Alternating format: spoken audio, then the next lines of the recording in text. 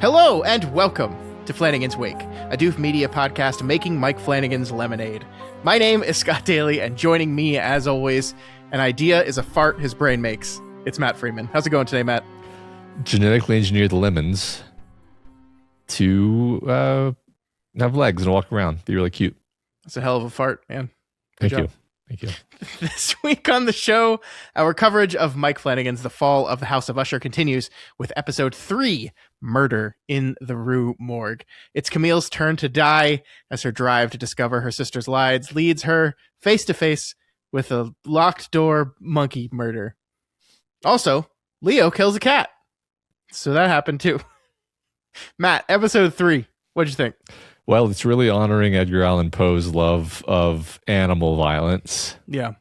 But that being both violence against and from animals, obviously. And Mike Flanagan's. Yep. That's true. It's true. So other than that, which, was my favorite element, obviously. Of course. Great episode. I mean, there's a lot of moving parts in this episode, a lot of pieces, 5 or 6 sort of narrative segments, so we're gonna have to be organized to get through it all. Oh no. Don't say that. But like that, I mean, because of that, it really moved as an episode. It was dense and a lot of subtle character moments woven through all of that. So yeah, I'm already daunted by the challenge of thoroughly addressing an episode where this much was going on, but we'll do our best. Yeah, no, we're gonna do awesome. Have some confidence, Matt. You got this. Okay. It's all on you, not me.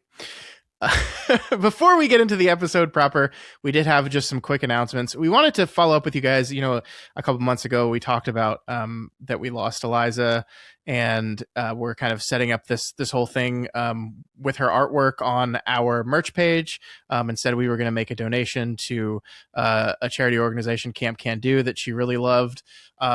It's been, gosh, I don't even know how long it's been now, but we've been like tabulating and tallying the amount of money that was coming in.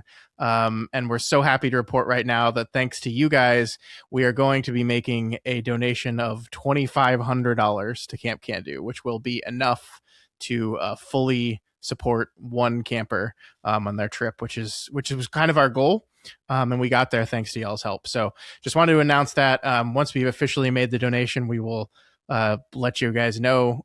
But just want to thank you all again for your incredible contributions. So many orders came in. It was awesome.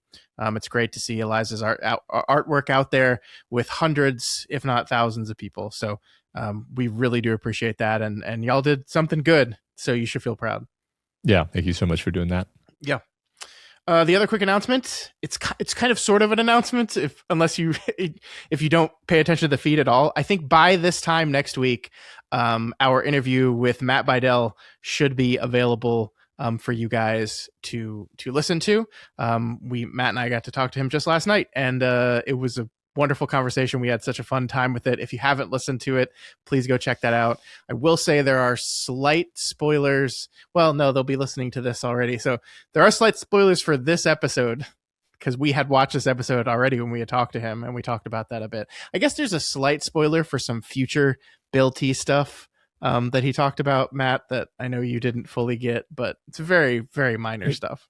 I mean, it didn't seem like I was learning any information. So, yeah. Yeah. But he was so wonderful and gracious with his time, and it was so fun to talk to him. So check that out, please. It's been like, what I will say is that this is now the third actor that is part of the Flanagan crew that we've got to talk to. And they have all been just so lovely. Like every single one of them have been so nice, so fun to talk to, such great people.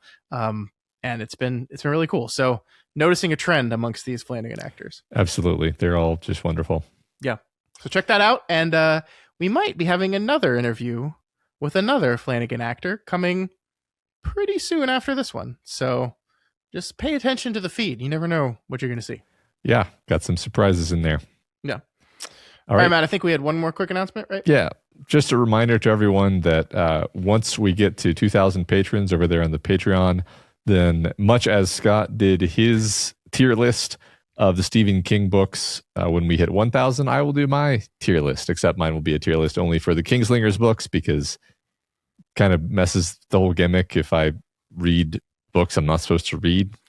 Yeah, Matt is not allowed to read books outside of my consent. That was in, we signed a agreement when we started this whole thing, and it's in the law. That's right. So, yeah.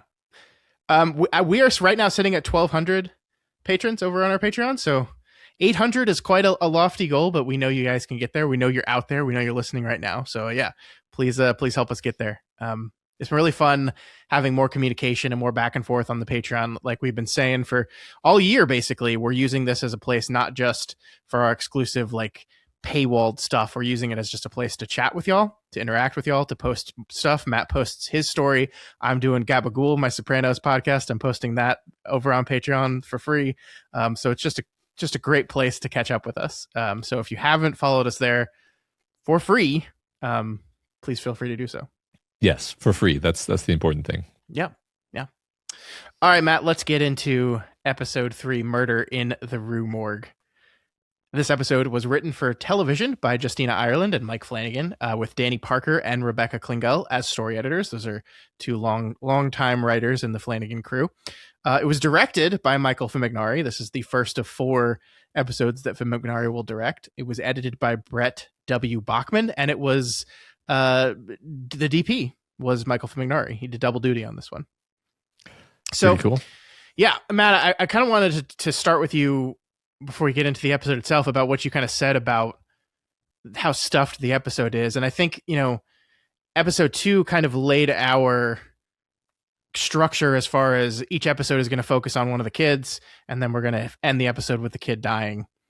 Episode 3 continues that, but I think it also starts something that we get to see in this episode that was held from the first episode, which is Verna like slowly visiting each one of the kids to kind of play the long game of setting up whatever is going to be their ultimate demise, right? We see, we don't see that with Leo this week, but we do see it with Victorine. We see it with who am I? I'm blanking on who else it was. Maybe it was just Victorine in this one. Well, it was Tammy. It was Tammy, of course. Yeah. And of course, she plays a huge role with Camille. Like but that is standard, right? Yeah, that is. Yeah.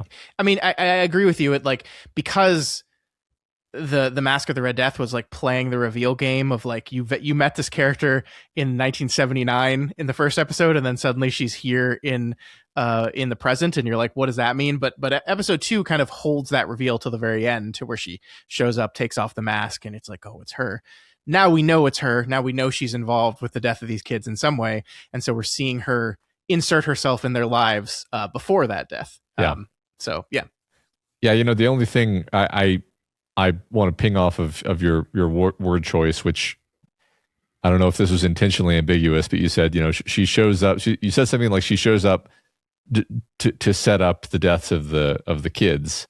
And my interpretation, I think, before this episode was to take that sort of sentiment in the sense of she is plotting and bringing about the deaths of the kids.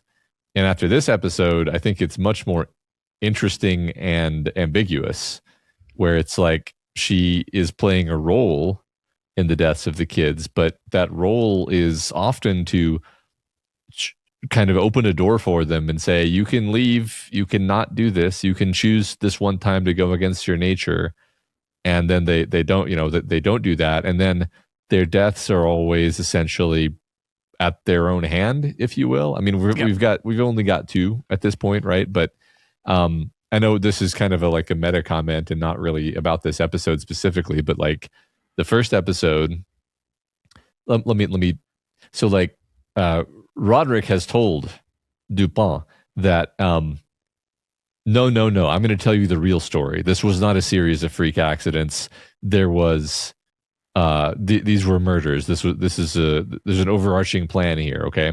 And then both of these episodes, these last 2 episodes, we have not seen any overarching plan. We have seen Perry, and all the evidence in this episode is like there were some tanks of toxin on the roof. They were hooked into the sprinkler system by the people who planned the party because they assumed it was water. It was Perry's idea to dump the water on everyone. Everything is nicely taken care of. It was an accident. Okay. And then in this one, Camille just walks into the monkey room. And yeah, I mean, there's a door that's unlocked, but maybe somebody unlocked that door, but we don't necessarily have any reason to believe that at this point. Right. So Sure. it's just interesting that if Roderick has an underlying thread of like, here's how it was all someone else's plot, he hasn't really told us that information in his narrativization. And I think that's kind of it's interesting because it leaves open the opportunity for us to keep doing this. And then later for him to, in a big twist, sort of reveal all these other details that we don't know. Sure. Yeah. I mean, I think you're right. Like the one thing Verna says to Camille the entire time she's at the Rue Morgue is, you shouldn't be here. And it's like, it first reads as like, this, you are not allowed to be at this place, right? Like, this is a place you are not allowed to be at. Mm-hmm. You shouldn't be here. But it becomes clear the more she says it, and throughout the entire scene is like, no, you should be somewhere else. You should be somewhere else. You shouldn't be doing this. You shouldn't be coming here. And you don't have to be. You don't. It didn't need to go this way, but now it's going to go this way. And I think you're also right. Like, we see this with what Verna seems to be setting up with Victorine. We don't know a lot about it yet, but Victorine bumps into Verna playing a new role for her, and just so happens to drop the perfect test patient in her lap of the person that perfectly is like designed for human trials, that we know this heart mesh thing is not ready for, because it's killing apes. It's not ready for it. But we also know Victorine is under enormous pressure from her father to get this thing working as quickly as possible and get to human trials as quickly as possible. And here, the perfect person falls into her lap. And yeah, at no point does Verna manipulate her or push her into picking up the phone and calling her and saying like, hey, I got this new technology that is really close to trials. Would you be interested in it? No, she just, as you said, opens the door and lets the usher walk through it. And I think that's I think Tammy is the one that we're like furthest from as far as what's going on there. But again, that is a literal, like, Verna walks through the door, sits down, and assumes the role of Tamerlane, and we'll see what happens there. Right. Yeah. Great observation. Yeah. Yeah, just to jump on the point about Victorine, I feel like this episode really changed my perception of her, because I think just because she was trying to do something medically oriented and pro-social, I had this impression of her as like the only good usher who's actually trying to, Camille says none of them build anything. And it's like, well, she's trying to build this medical device thing, but it's a fundamentally flawed idea. And rather than acknowledge that and just sort of say, okay, I failed, she's escalated from brutalizing a bunch of apes to semi-willingly sacrificing a person. I mean, basically, it's not like she knows that the person's going to die. She just highly suspects they will. And if they don't die, then she can be like, great, I'm a genius. And tell her father that it's in human trials, which is really all she cares about. All she cares about is her father's approval, which I think is a big theme. I mean, a big theme of the show, obviously. Yeah. Oh yeah, we're going to talk about that a lot with Camille today as well. Yeah. I think. No, you're 100% right. And the part that I really liked we get a very little bit of Victorine in this episode, but she goes and visits her girlfriend at work, is left alone in a room for like 30 seconds, and it's like the first time we've gotten to see Victorine like by herself and like, hey, I wonder how this girl's doing. And it becomes immediately apparent that the answer is she's not okay, right? She immediately starts hyperventilating. The show like ups the volume of the air conditioner. I think we might be playing with the telltale heart, like her senses have been increased type of thing here. Mm-hmm. And so like she's just like barely managing to keep it together. And then she composes herself and goes right back to it. But it's the type of thing where, I mean, we're certainly going to talk about this more when we get to her episode, but just the idea of like, how do you think you're going to get away with this? Like the idea of moving on to human trials when the thing has not been successful in apes. Like what makes you believe that, oh, I'll just do it on a person and it's going to work this time? Like that doesn't make any sense whatsoever. But yeah, she's desperate. You nailed it. Yeah. All right, let's wildly jump back to the beginning of the episode. Okay, I did want to talk about one thing that I meant to talk about last week, then kind of decided it was a little premature. The very, very, very opening of the episode. I don't even know if you noticed this. We fade in on darkness, and all we hear is darkness and then sounds. And at the beginning of last week's episode, I don't even know if you noticed this, the sounds were like the tinkling of chains and the dripping of water. Basically, we opened the episode on the final beat of the episode. It was the aftermath of the shower of acid. This week's episode, we open in the darkness before we fade in on ape noises. And so it's this very subtle thing that every episode, we'll see what the next episode does. Spoilers, it's going to do it again, where we open the episode like in darkness, just with sound on the final moments of the episode. Cool. Yeah. I will pay attention to that. I don't think I noticed it, but that's very cool. Cool. All right, so we open once we fade in. We open on the aftermath of the masquerade, Matt. We open on our guy, Luke Skywalker Pym, being just establishing himself. Like, I think one thing that's really interesting with Pym is we've kind of been told again and again and again that like he's the best, right? He's the best lawyer. The EPA has to send 7 or 6 or 5. We only send Arthur Pym because he's the best, and his NDAs are the best, and his documents are the best. We've been told and told and told and told. We haven't exactly seen the ways in which that's true. And I think this episode goes a long way in establishing that like, A, he's the lawyer that's going to like go to the place afterwards to collect and destroy all the evidence, and B, he can swing his dick so much that they just let him in. Yeah. That he can just like call up the chief of the police and say, "Hey, you have to let me in here, and I'm going to remove evidence, and there's nothing you can do about it." Yeah, my favorite part is the cop ineffectually yelling at him, "Don't touch anything," and he just like, and he takes the phone, and nobody's going to stop him. Yeah. I'm really fascinated by this archetype of character. By the way, sort of the like hatchet man lawyer. The fixer, the Michael Clayton, Sure. Because like what motivates a person like this? It can't just be money. I'm sure they're paying him handsomely for doing what he does, but at a certain point, this is like it's like every day you're doing something incredibly morally compromising. Yeah. And awful. So it's got to be like for the power or for the license that it gives you to do shit like this specifically, like, because you couldn't pay me enough to walk into the acid drenched, oh my god, corpse room, yeah, right? But he does it, and it like that's what's interesting about him is he actually seems kind of mission driven as a character. I guess I'm just taking this opportunity to talk about him because there's a risk that a character like that who sort of is a functional character fades into the background as just like, well, he's the lawyer, but it's like, okay, but what motivates him? Why is he doing the things he's doing other than just it's his job? It's like, well, people often don't do their jobs, and him being the best, it's like, well, yeah, he's the best, but he's also extremely willing and even perhaps eager to get his hands dirty in all of the ways that the ushers need him to. Yeah.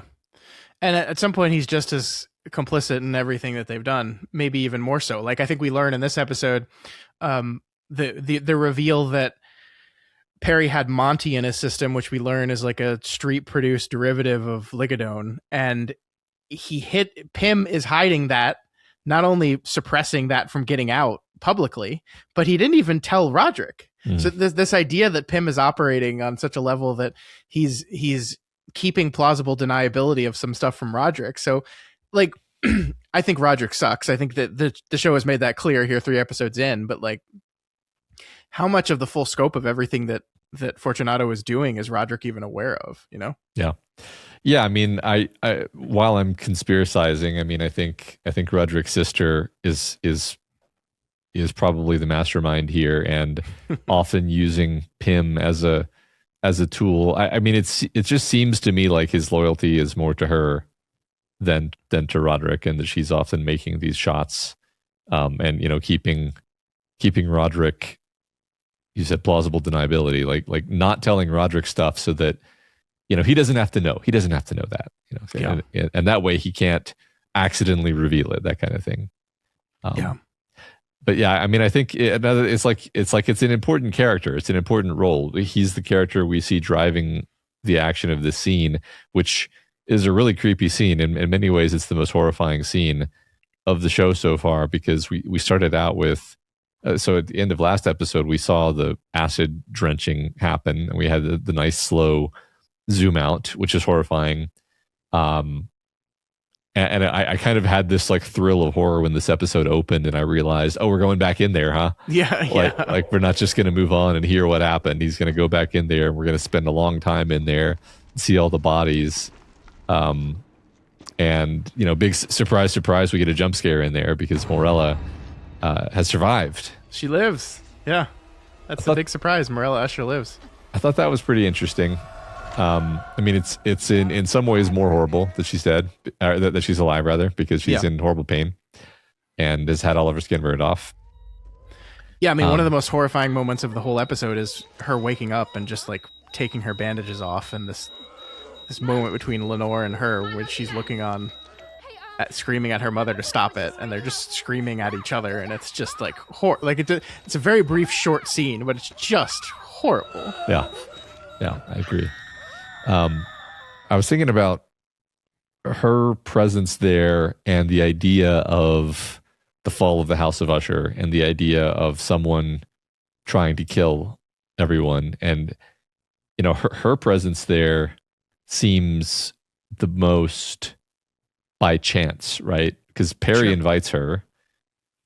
No one suggested that to him. And then she shows up, and Verna offers her, tells her to leave. Yeah. But she also kind of gives Perry the same choice. So it's interesting. I guess what I'm taking away from this is we're considering the spouses to be part of the House of Usher, perhaps. And I don't remember. This is the problem. I need to go back and watch the beginning of the first episode again, because I don't remember who we see at the funeral, meaning, who is still alive. But I'm trying to remember if we see Bill T at the funeral. Anyway, you don't have to tell. We do not. Okay, Bill T's dead. That doesn't mean he's dead. He's dead. The only people we see at the funeral, I believe, are Roderick, Juno, Hank Pym, and then Madeline Usher is there as well. I think it's just those four. And Lenore. Sorry, Lenore. Yeah, right. Right. Okay. Yeah. Okay. So anyway, that's just a little bit of connecting the dots there, but yeah, cool. Okay. Yeah. I really interesting. I agree. The surprise that she's alive and it's horrible, and what it means for Frederick, what it means for I mean, the thing we can talk about here is how basically nobody seems to care that Prospero Usher is dead. Leo is an exception to that, right? Leo seems generally distraught, but the ways in which the people react to it, that one scene where we cut from the aftermath in the place itself, and we're in a conference room with Madeline, Roderick, and Pym, and they have the corpse of Perry on a 4-screen TV, and it's just this horror, just absolutely horrifying image of up there as we watch Madeline and Pym, talk about the stock price and what this is going to do, and how should we deal with this, and how do we spin this. Really, I mean, Roderick is part of that conversation, certainly, but he's also staring intently at the corpse of his son. Yeah. I mean, I think you're right. I just had a thought, that each of the Usher children, each of the Usher children is sort of a facet of Roderick, where maybe we talked about this last week, but I'm going to present it again as if it's my own original thought. That Perry is his excess, his debauchery, the fact that he has 17 kids from a bunch of different mothers. Yep. And then let's say that's specifically his sexual license, right? Because we also have Leo, who I think is the substance abuse axis of his depravity. Yeah. Which we haven't seen much of, but he is kind of an alcoholic, at least. But I'm saying this because I think Camille is his spin side, which we see a lot of in this episode. Like, I think that's kind of what we're doing, is we're amplifying that trait in that episode. So in this episode, we see there's a lot of talk about spin. There's talk from Camille about how are we going to spin the events of this horrible tragedy. And then he gives a lemon speech about spin. And then she gives her own monologue about being the ceiling fan that spins. And so that's the unique through line of this episode. 100%. This is something I wanted to talk to you about for sure. We'll talk about the lemon speech in detail when we get there. But yeah, this idea that Camille is like that every child is a reflection of Roderick Usher, but also like being kind of the person they think that Roderick Usher wants them to be. Like, one of the things, we learn in this episode that Prospero was 16 when he found out who he was, right? This is the information that I kind of gestured towards last week that we didn't know for sure. We find out for sure this week, right? We find Perry was 16 when he first learned who he was. Camille was 20 and Leo was 18. And so you think, again, the show doesn't come right out and say this, but you can kind of imagine Perry is this kid who's the son of a blackjack dealer on a cruise ship. So she probably does okay, but I think they say rags to riches, right? He probably didn't grow up in his formative childhood years wealthy. And then he finds this man as his father, and this man who is his father created him via just hooking up with this random blackjack dealer on her cruise ship. And so it makes a lot of sense that if Perry looks at this man, if I want this man to love me, if I want to impress this man, this is how I'm going to do it, via hedonism, via debauchery, via this is the lane in which I think my father would best respond to me, because that's what I learned from him, essentially. And the same with Camille. I think it makes it very. I'm glad you mentioned that thing she says, because I can't remember what exactly it is, but it's like, Dad put me in a room full of smoke and mirrors. Dad decided that and I'm like a ceiling fan, and all I do is spin. And so like the first part of that is like, Dad put me in that. Like, I saw this is the thing that I was tapped to do, and the thing that I was told to become, and so I did it. And is this what Camille wants? Is this what she wanted for her life? Is this what she likes? Probably not, but she wants her dad to love her. And there's a lot of pressure, especially for the bastards of the group, to make this man as happy as possible, because he holds this wealth and this power and this privilege over your head, because you were not innately worthy of it or whatever. Yeah.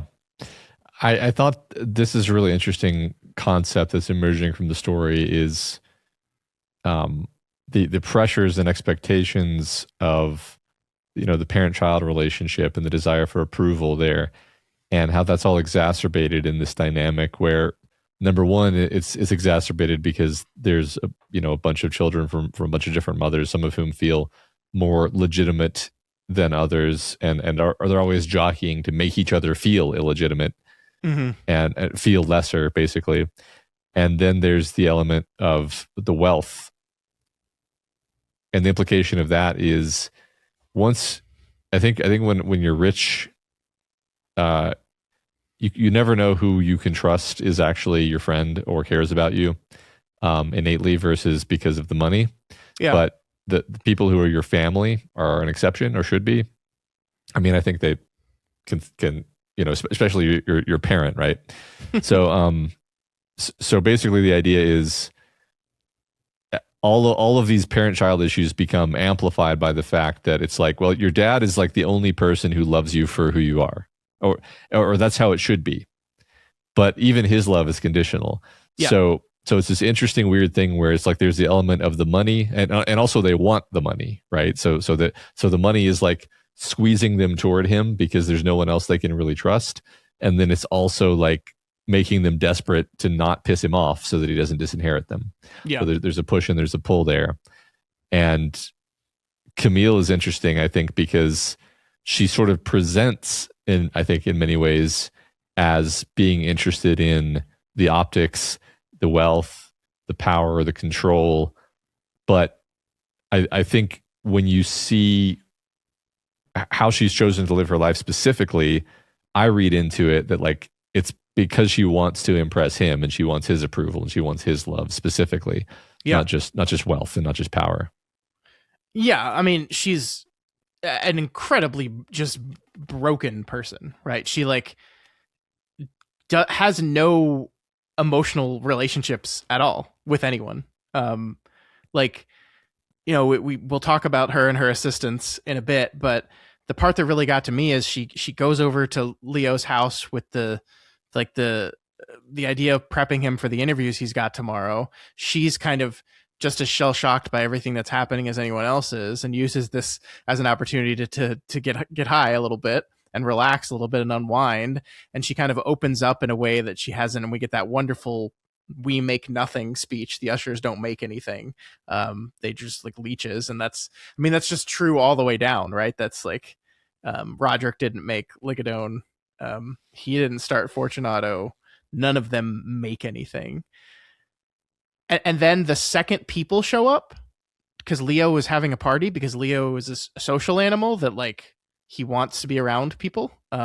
That's how he deals with his shit, is being around people. So he hides himself in a crowd. The second he does that, Camille bails. Like, she just cannot do it. She doesn't. I mean, Camille isn't in a relationship, doesn't have any friends that we've seen. The only sexual relationship she has is with these two young assistants who she's paying them to do it, because she doesn't want any of the emotional, intimate parts of sex. She just wants the part that feels good. She wants that. She wants all that without any of the other stuff attached, because she doesn't know how to have any of that stuff, because she's just a broken, sad, terrible person. Yeah. Yeah. I was thinking, I don't know where I'm going to take this exactly, but I do kind of want to bring up the idea that we see the way, you know, we make explicit the relationship she has with her assistants, where, you know, last episode we saw like, oh, okay, she's going to bed with him. That's a lot. And then this episode, it's like, oh, it's actually just like this horribly coercive thing where she sort of entrapped them into it. Yeah. And like they've signed it's pretty heavily implied to be coercive and awful. And I was actually thinking, like, you know, there's a kind of like, this is wacky because, you know, Kate Siegel is fun and the character is kind of fun in her like excessiveness and awfulness, basically. But I was what I was thinking is, like, if this character were a man, this would read different. Sure. And I was just thinking about the choice, because like when you're creating this character, you have that choice, right? You make them a man. It's almost like it actually almost slots too easily into a stereotype if you make this character a man, where it's just like, it's sort of you almost like dismiss it because you're like, yeah, well, men are sexually exploitative pigs, and you know they do that shit. Yeah, I mean, men like fucking their secretaries is like a very commonly used trope. So right. yeah. But it sort of pops out more, and I don't know. I don't even know. I don't have like a thesis statement here. I just thought it was interesting to say we're going to give this particular cluster of traits to a female character, because it definitely lands differently, I think. Yeah. And I mean, like, okay, Kate Siegel, like, incredible. Can we give the honorary Doof Emmy to Kate Siegel for this episode? Like, she's just dominating in a way that I agree with you is fun. Like, it is fun. It's funny. Like, the entire that is the interesting tone of the show in this episode, is that scene with her and her assistants is hilarious. Like my name's not even Tina, it's Beth. I don't give a shit, Beth.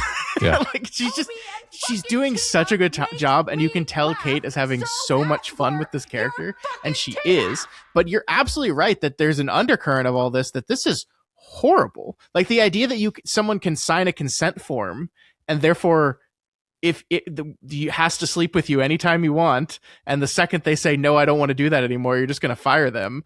That's awful. And yeah, they're coerced into it. She is their superior. It's a terrible, terrible relationship. Did you notice the dog crate in the background of her bedroom? I did not. There is a dog crate There is also like collars and things strewn about her apartment. They're not just having sex, Matt. This is like puppy play. Like she is treating them like animals. And I mean, I think we're going to talk about animals when we get to the very end of the episode, right? I think this is one of the things we're doing. But she's treating human beings as if they're animals, and part of that is exerting her power on them. And also this warped idea of love and like, you know, pretending people are dogs. You know, dogs are animals that love unconditionally. They love so much. So we're gonna just do puppy play stuff, which is not a thing. Look, okay, let me say this just again. I do, you know, chase your bliss, people. You know, whatever you enjoy in life, as long as it's not hurting anyone and you have their consent, you know, go for it, right? But little weird. little weird. Yeah. I mean, I think it's the coercion and the NDAs and everything that makes it a little uncomfortable. Yeah, I mean, it's definitely, it's emphasizing, I think, this is kind of a dysregulated person who number one, you know, needs this sort of thing, and then also needs to make people do it against their will. Yeah. So, I talking about, it's funny because even when I said like Kate Siegel is fun, it's like, well, she is, and the performance is, but there's a really interesting line that the whole show is writing, and I think it's kind of exemplified in her performance in this scene. I also think it pops out in the later scene with Bill T. And I'm thinking of this in particular because we talked about this scene with Matt last night. Yeah. But like, it's this interesting thing where there is a comedic ridiculousness to what's happening. Like there's a comedic ridiculousness to Camille yelling at her assistants because they've fallen in love. And the context of them falling in love while being her like sex puppets is also kind of like super darkly funny, right? And they're like, you know, it reminds me of that subplot from Love Actually where the porn actors fall in love. Mm-hmm. And it's just like, that's silly. That's funny. And she is, and her like consternation at it is funny, but also at the same time that it's funny, the character is having an emotional reaction to this that is authentic. And she's like actually kind of hurt by this. She's hiding it. She's hiding the fact that she's hurt because she's hiding the fact that she feels rejected. Because in her mind, it's like, I'm supposed to be able to get whatever I want and to be able to buy love. And you have to just do what I say and take it. And that's the deal. I'm paying you and everything's supposed to be good. And they have broken her worldview by being like, actually, we fell in love. It's like, I think under the surface of her bluster and her Beth is like a real like sense of like, nobody cares about me.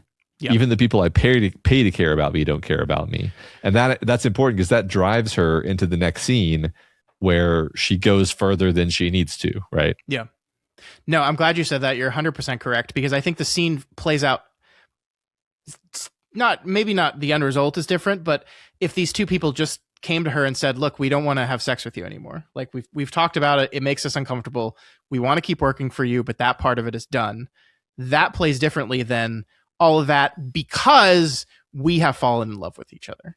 That is something that Camille just cannot tolerate. And it's exactly that immaturity. And I'm so glad you highlighted this, because I wanted to talk about an earlier scene with her two assistants where they're in her office, and right before they leave, there's this moment where they say, hey, Camille, like, we're really sorry for your loss. Like, you lost your brother.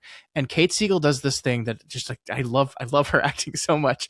She does this thing where she starts her reaction to it, this confused, Camille, annoyed look.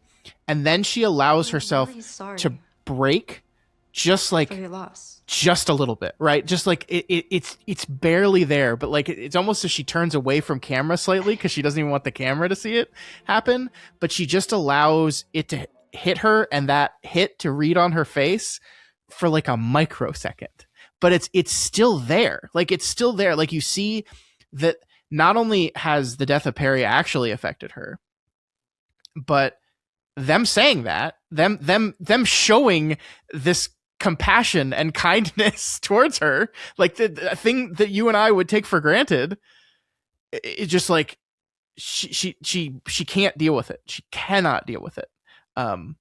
It's all there. It's all there for sure. Yeah, it's almost like she's the initial look is almost her saying like, how dare you try to be real with me, you know? Mm-hmm. No, I love that. Mm-hmm. Yeah, that's the just generally speaking, I keep thinking about this show because it's kind of a comedy.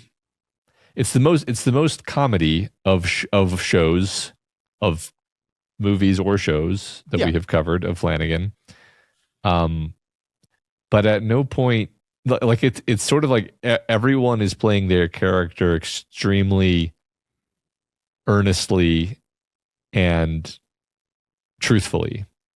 So even when the situation is ridiculous and the character's sort of substance is ridiculous, the actor in the moment is always playing it totally earnestly. Yep. And that's like the like everyone all the time. And that's like such an interesting way of approaching comedy to me. I don't know if I've ever seen anything quite like this. Yeah. I think that's well said. It also helps that like while these deaths are horrifying, we get to play this game with them being not great people. So while we don't feel great about watching a ape rip Camille's face off, we also are like, you know, I'm not going to lose sleep about it. Yeah, that's true. So it gets to, like, I'm thinking, because we just covered it, I'm thinking of Midnight Club as a comparison point, which Midnight Club had, and I'm not saying Midnight Club didn't have funny moments in it. It certainly did. But the underlying thing of Midnight Club was this horribly dark, awful thing that was happening to these kids. And like, all the characters in Usher are going to die too. We know that for a fact. We know they already died. But the tone of it can be so different. It can be much more kind of irreverent and goofy at times because fuck these people. Like, I mean, we ultimately end up caring about them in our own way, right? Like I am sad that Camille made the choices that she did. I am sad that Camille got inundated in this lifestyle that was going to destroy her and that she couldn't even save herself from it. I'm sad about that, but also she's a terrible human being. She's awful. I think the pattern of these last two episodes has been like, we spend most of the episode watching the character very carefully make their own bed that they're about to lie in a way that just makes you feel like you deserve every bit of this. You suck. I mean, I see that you're broken, but it doesn't really make me feel any. But then kind of at the last second, usually in both cases, they get a little moment of humanity. In both cases with Verna, which I think is the sort of dramatic mechanism where Verna shows up and is like, for both of them is like, you could choose to be otherwise than you are. You could do something different. You don't have to do this. And that allows us to feel a little bit bad, a little bit, they get a little bit more humanized, but not so, but then they actually do just make the choice. So we don't, so ultimately, we don't feel that bad. Yeah. Let's talk about Camille's spin scene. The one where they're sitting, but like Kate Siegel is an incredible actress. I like her so much. The line read of "There's some things you fuck, that's terrible." Fuck, that's terrible. It's like, yes, it is. It sometimes it's difficult to act badly sometimes when you're a good actor. And like, that is a moment of I'm fuck, that's terrible. Like it's an incredible read because it's like the least amount of emotion you could put in a sentence. And then she goes on her whole spin thing, and it's one of those things where sometimes it's just like, just in spite of yourself, it's very fun to see someone do their job very well.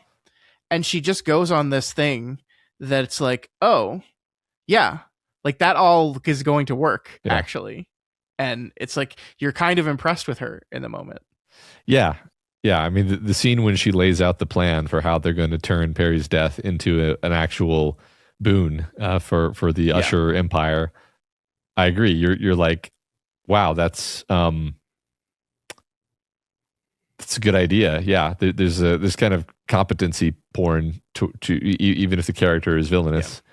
I agree with that. And again, I think that's the specific moment, by the way, that I really think is meant to parallel the Lemon speech, where it's like she learned this from him and the way he talks and the way he thinks.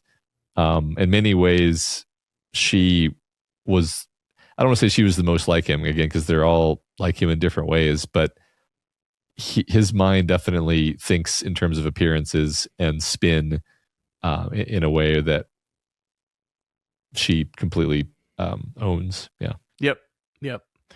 When she says, "We remember that he did it, so he did it," is just another just like great Kate Siegel line read that I just like. I loved it to death. Yeah. It's like, fuck, that would work. That would act. And I don't know if you noticed this, but one thing I noticed is when she says, "Remember when he financed those child schools in India and Africa?" She points at Leo and Victorine for India and Africa, which is just like, what the fuck? You're so terrible. Yeah.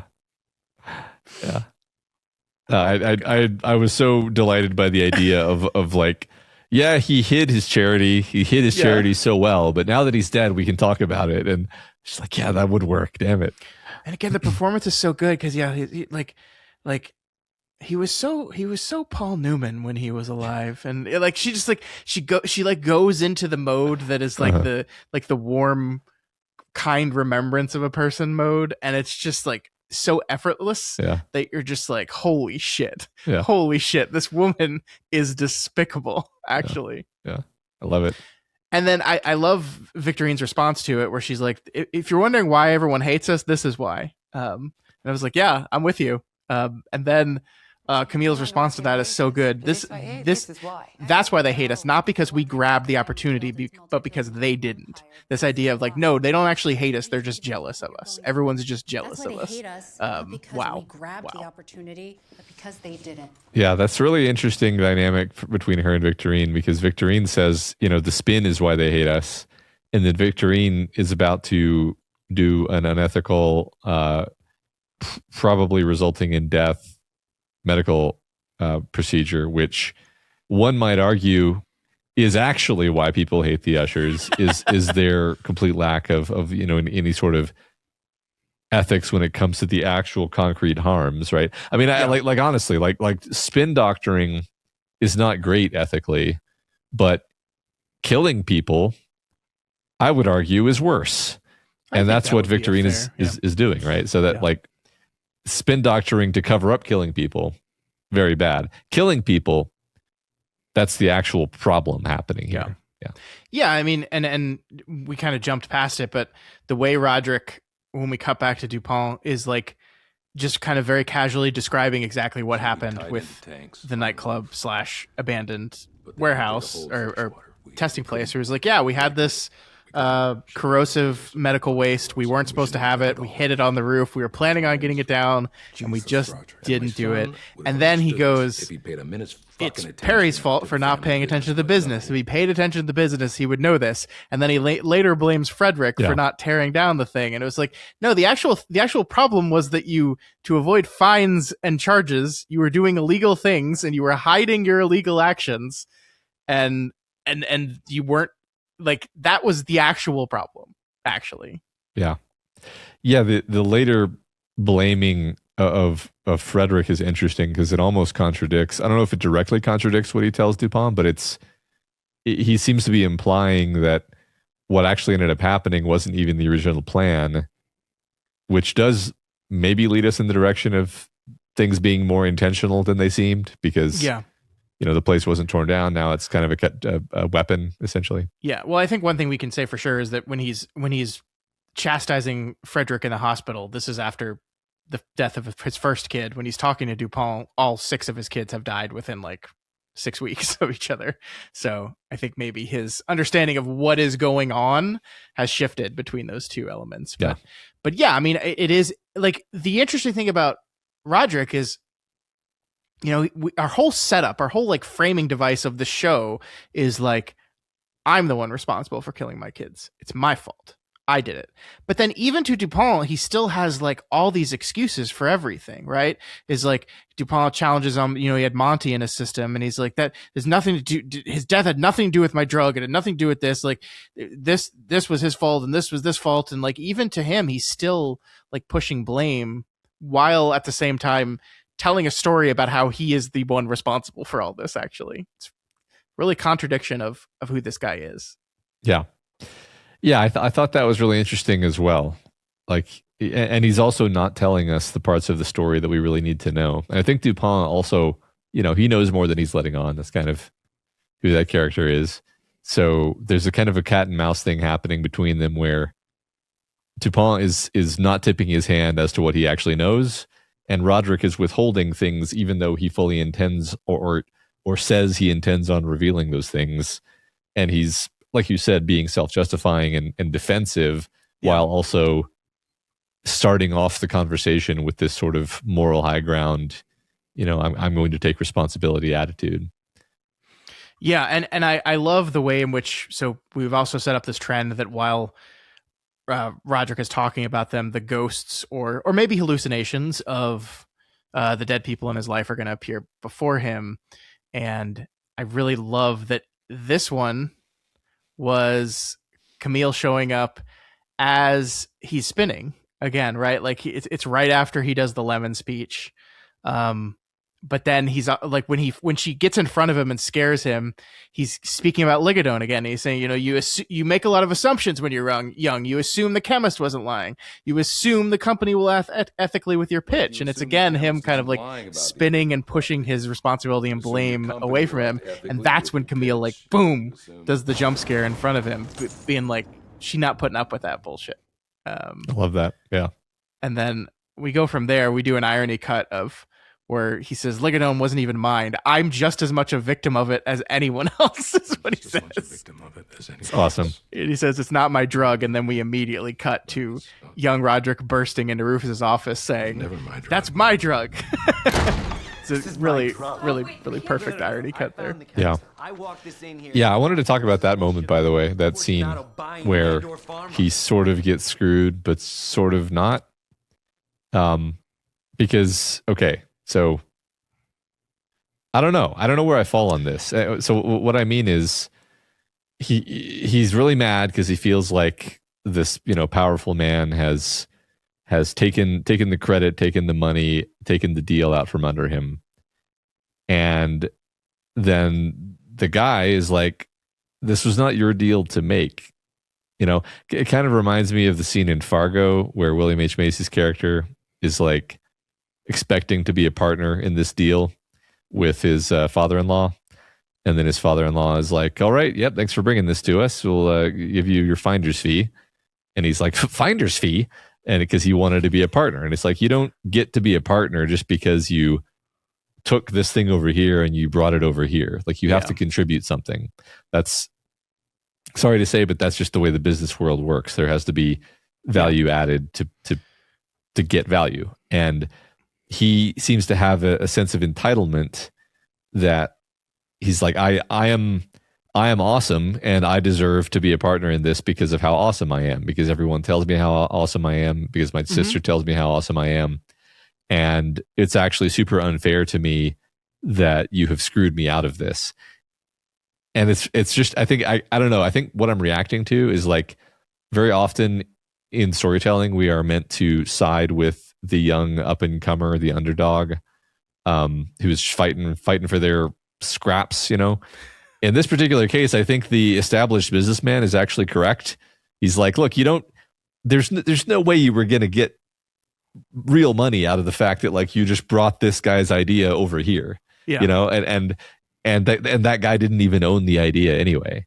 So I'm like, it's kind of interesting. You kind of empathize with Roderick, but also it's like you're kind of being naive. I don't know. Does any of this make sense to you?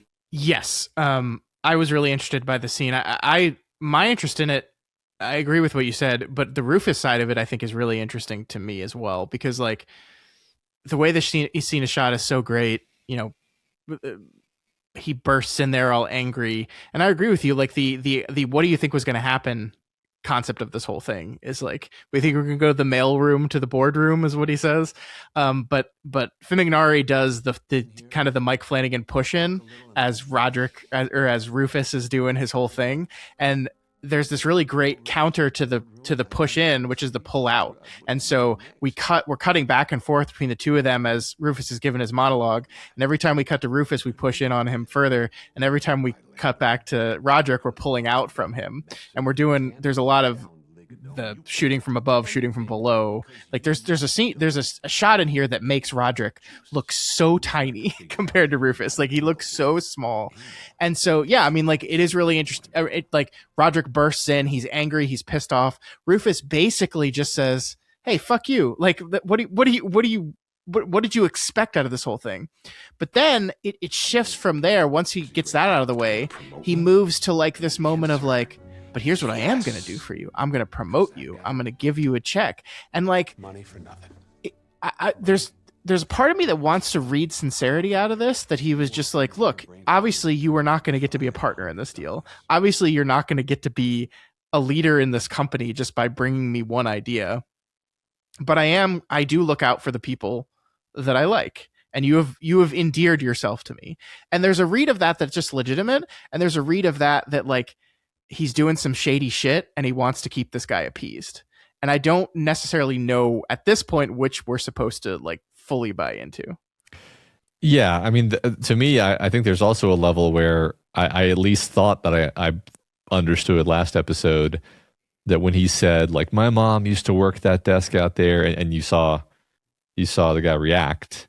It's like, okay, he realizes that Roderick is the son of, I mean, it's possible that it's his son. They kind of look similar. It's also, he's Longstreet's son.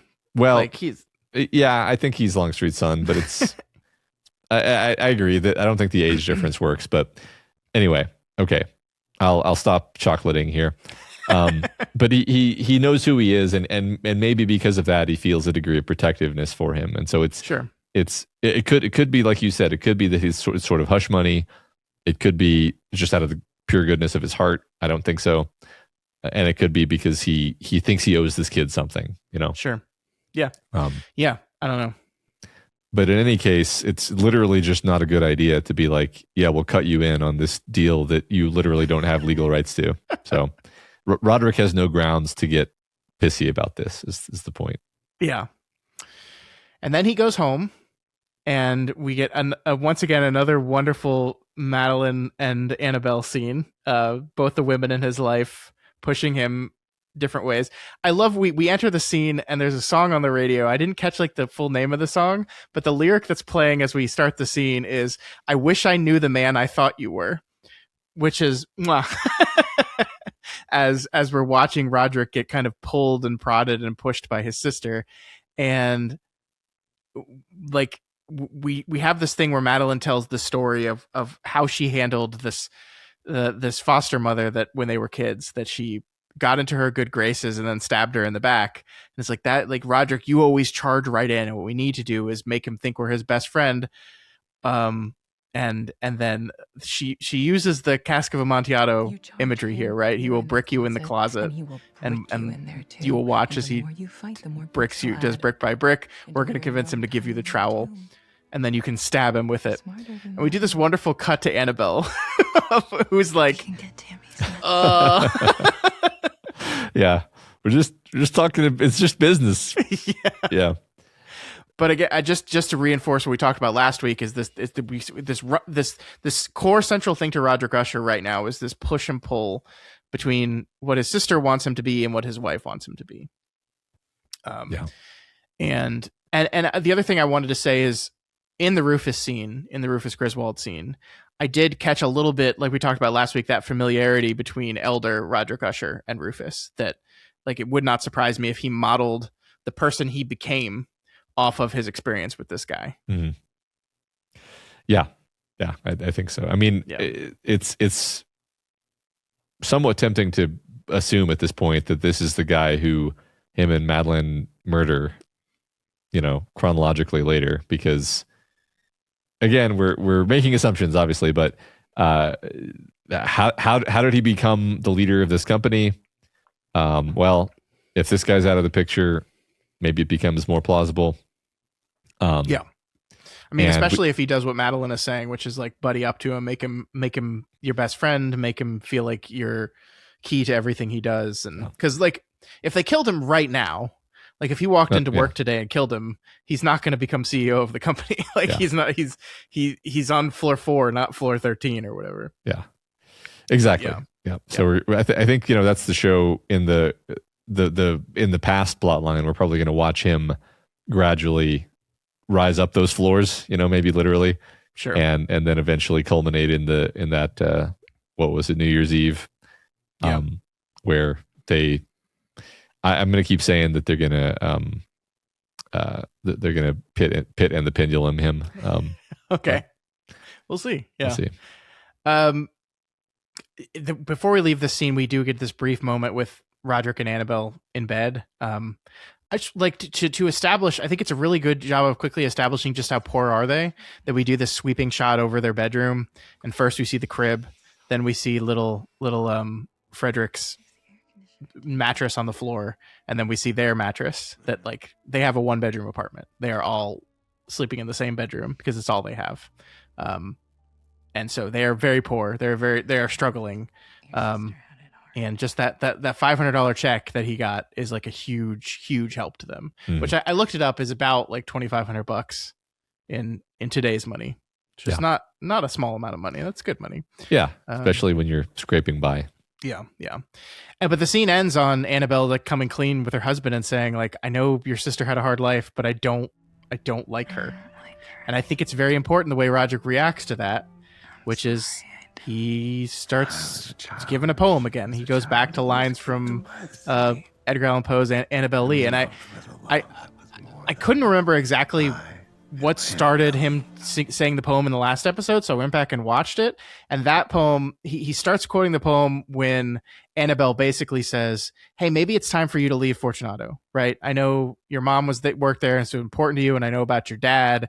And then Madeline says, oh, you told her. So he's in this uncomfortable moment where both the women in his life are pressuring him about something, and he resorts to just reciting poetry. And that's basically exactly what happens again in this scene, is like his response to his wife telling him that she doesn't like his sister is him just quoting Annabelle Lee and just telling her how much he loves her via this poem he's writing for her. And then they make out and yada yada yada. And so it's like this is his way of deflecting. He deflects via poetry. Yeah. Well, and also it's almost like he's actually angry, and he is choosing to sort of shove that down with this, almost like a mantra of like, my lovely wife that I love, and I'm definitely not going to murder later in this show. Jesus Christ, man! I mean, it's a poem about her dying. Yeah, the wind, it chills and kills her. It's Jesus. Yeah, you're right, Scott. It's a bridge too far for me to insinuate that someone would be killed in this show. All right, fair.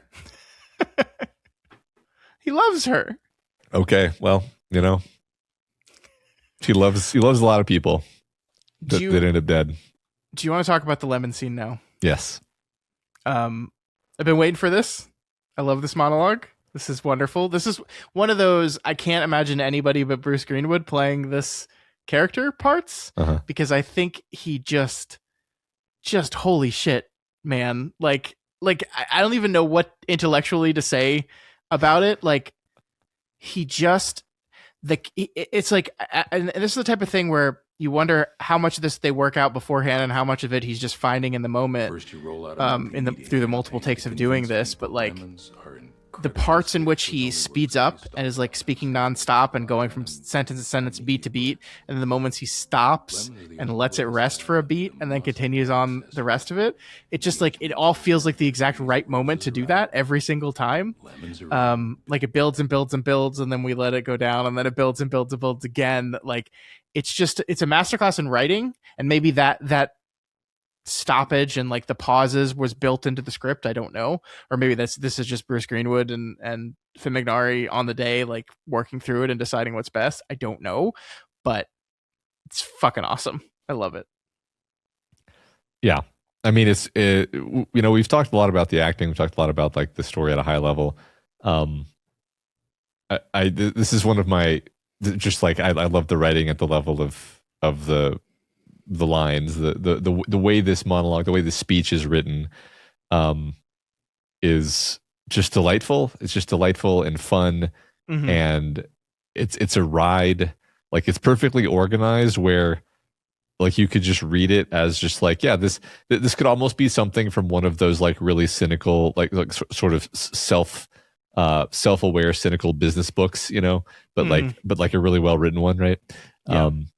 I just loved it. And also it's got a ton of sort of true fucked up stuff in it, you know, like it's all true. Yeah. The idea of patenting the genes of a plant, and then the plant seeds blow into another farmer's patch, and now you're suing them for like the most unethical, evil shit imaginable. Totally real, totally happened. Yeah. And the entire idea of fake scarcity. I mean, he mentions De Beers in the monologue, but like that's the diamond industry, right? That is entirely the diamond industry. We buy a bunch of supply, we build this idea of fake scarcity, we invent this whole idea that a diamond engagement ring is a symbol of love, and we've all been hoodwinked by it. Like, learning that it's only basically last century that diamond engagement rings became a thing, like, and it was entirely the result of clever marketing. Is like, holy shit, but it's all true. And like the idea of doing it with lemons, I think that first of all, just taking when life gives you lemons, make lemonade, and building off of that. But just like a lemon's like, it's just a fruit. Like it's a thing that grows on trees. The idea of taking something that is basically ready, available for all people and things on the planet to consume, and just artificially making it some status symbol bullshit is horrifying. Yeah. I mean, it's interesting because he's basically talking about all these different unethical ways of extracting wealth from something. Yeah. Which is interesting to me because I love that you just pointed out, like, it's food. Like growing lemons is a noble, pro-social and beneficial way of acquiring wealth, right? It's making something. You make lemons, right? You're putting energy into the process. You take in sunlight and water, and you create a net benefit to society. And it's not built on, like you said, trickery, illusions, theft, legal loopholes. He hits everything, right?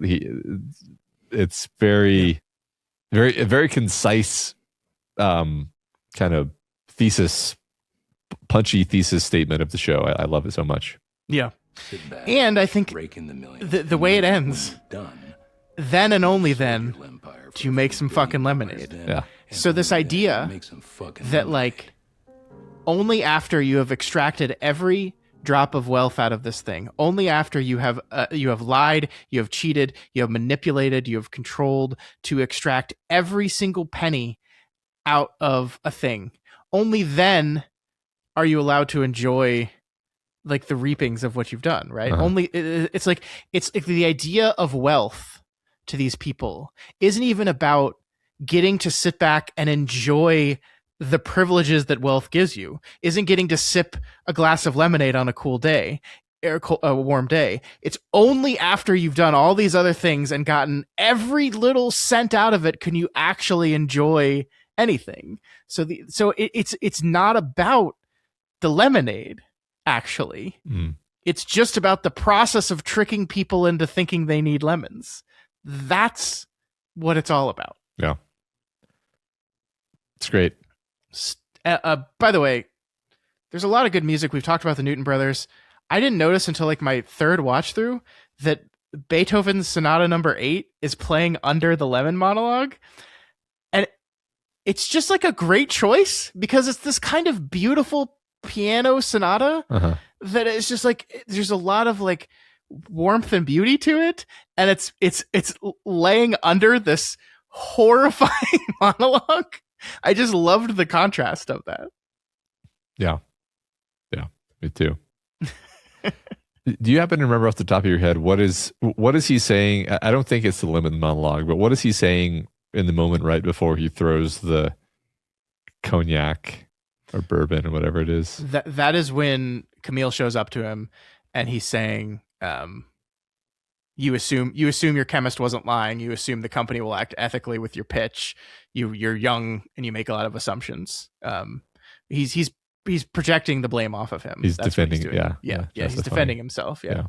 I mean, it's interesting because that's almost the inverse of the lemon speech, where it's like you assume that everyone is going to behave ethically. Well, and then you go on and you became maximally unethical.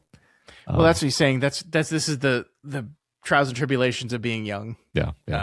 But like again and again and again, he pushes off on Ligadone being his fault. Right. Yeah. Again and again and again, he says, like, even that you assume the chemist wasn't lying when the chemist told you that it was not addictive, right?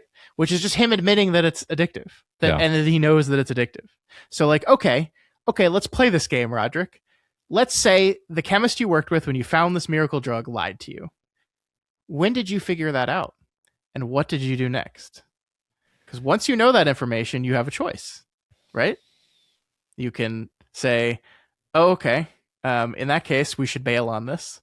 Or you can, I don't know, suppress all information about it being addictive and bury and dig up and steal the bodies of anyone that died in our drug trials. Maybe you could do that. Because we know they do that. Right.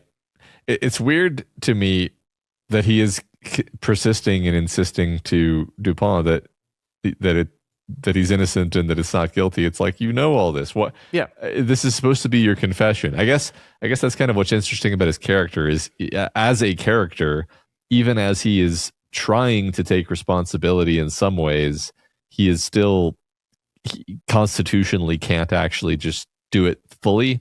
Yeah. He falls back into old habits and old arguments. Yeah. Because he's been making these arguments to himself and to everyone for so long. Yeah, even during his confession, he falls back under I'm just as much a victim of Ligadone as anyone else. Is the most absurd statement the CEO of a company that made billions of dollars off this drug could ever say. Yeah. It's like Mark Zuckerberg testifying at a Facebook hearing about Facebook lying about video numbers, which we know they did and they were heavily fined for, and being like, look, I'm as much of a victim of this as you are. Fuck you. Come on, man.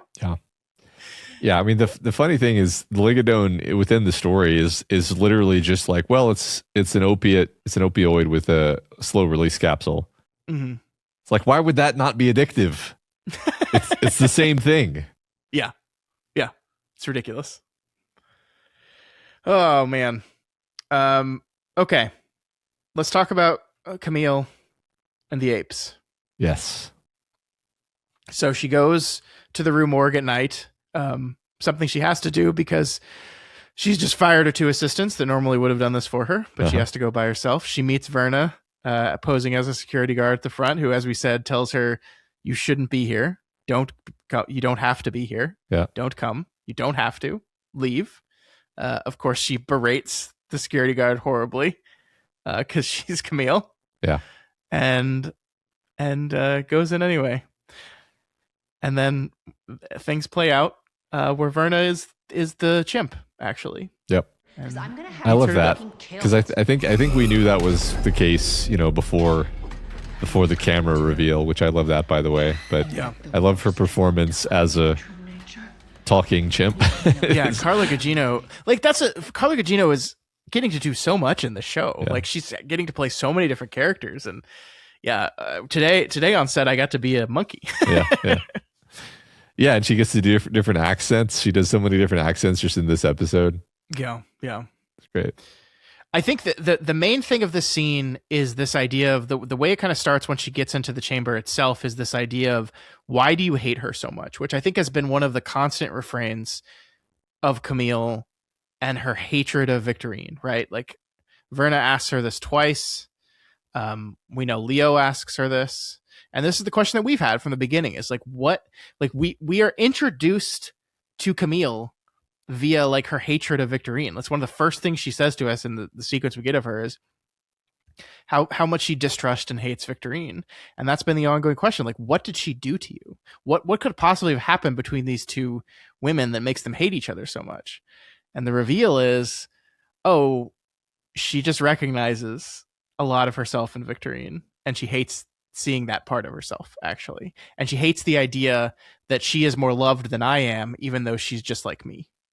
Because I get to be the one shoveling dirt, as Verna says. She's the one saving lives, but we're the same, and I know we're the same, and she knows we're the same. And in the end, she's right about that, right?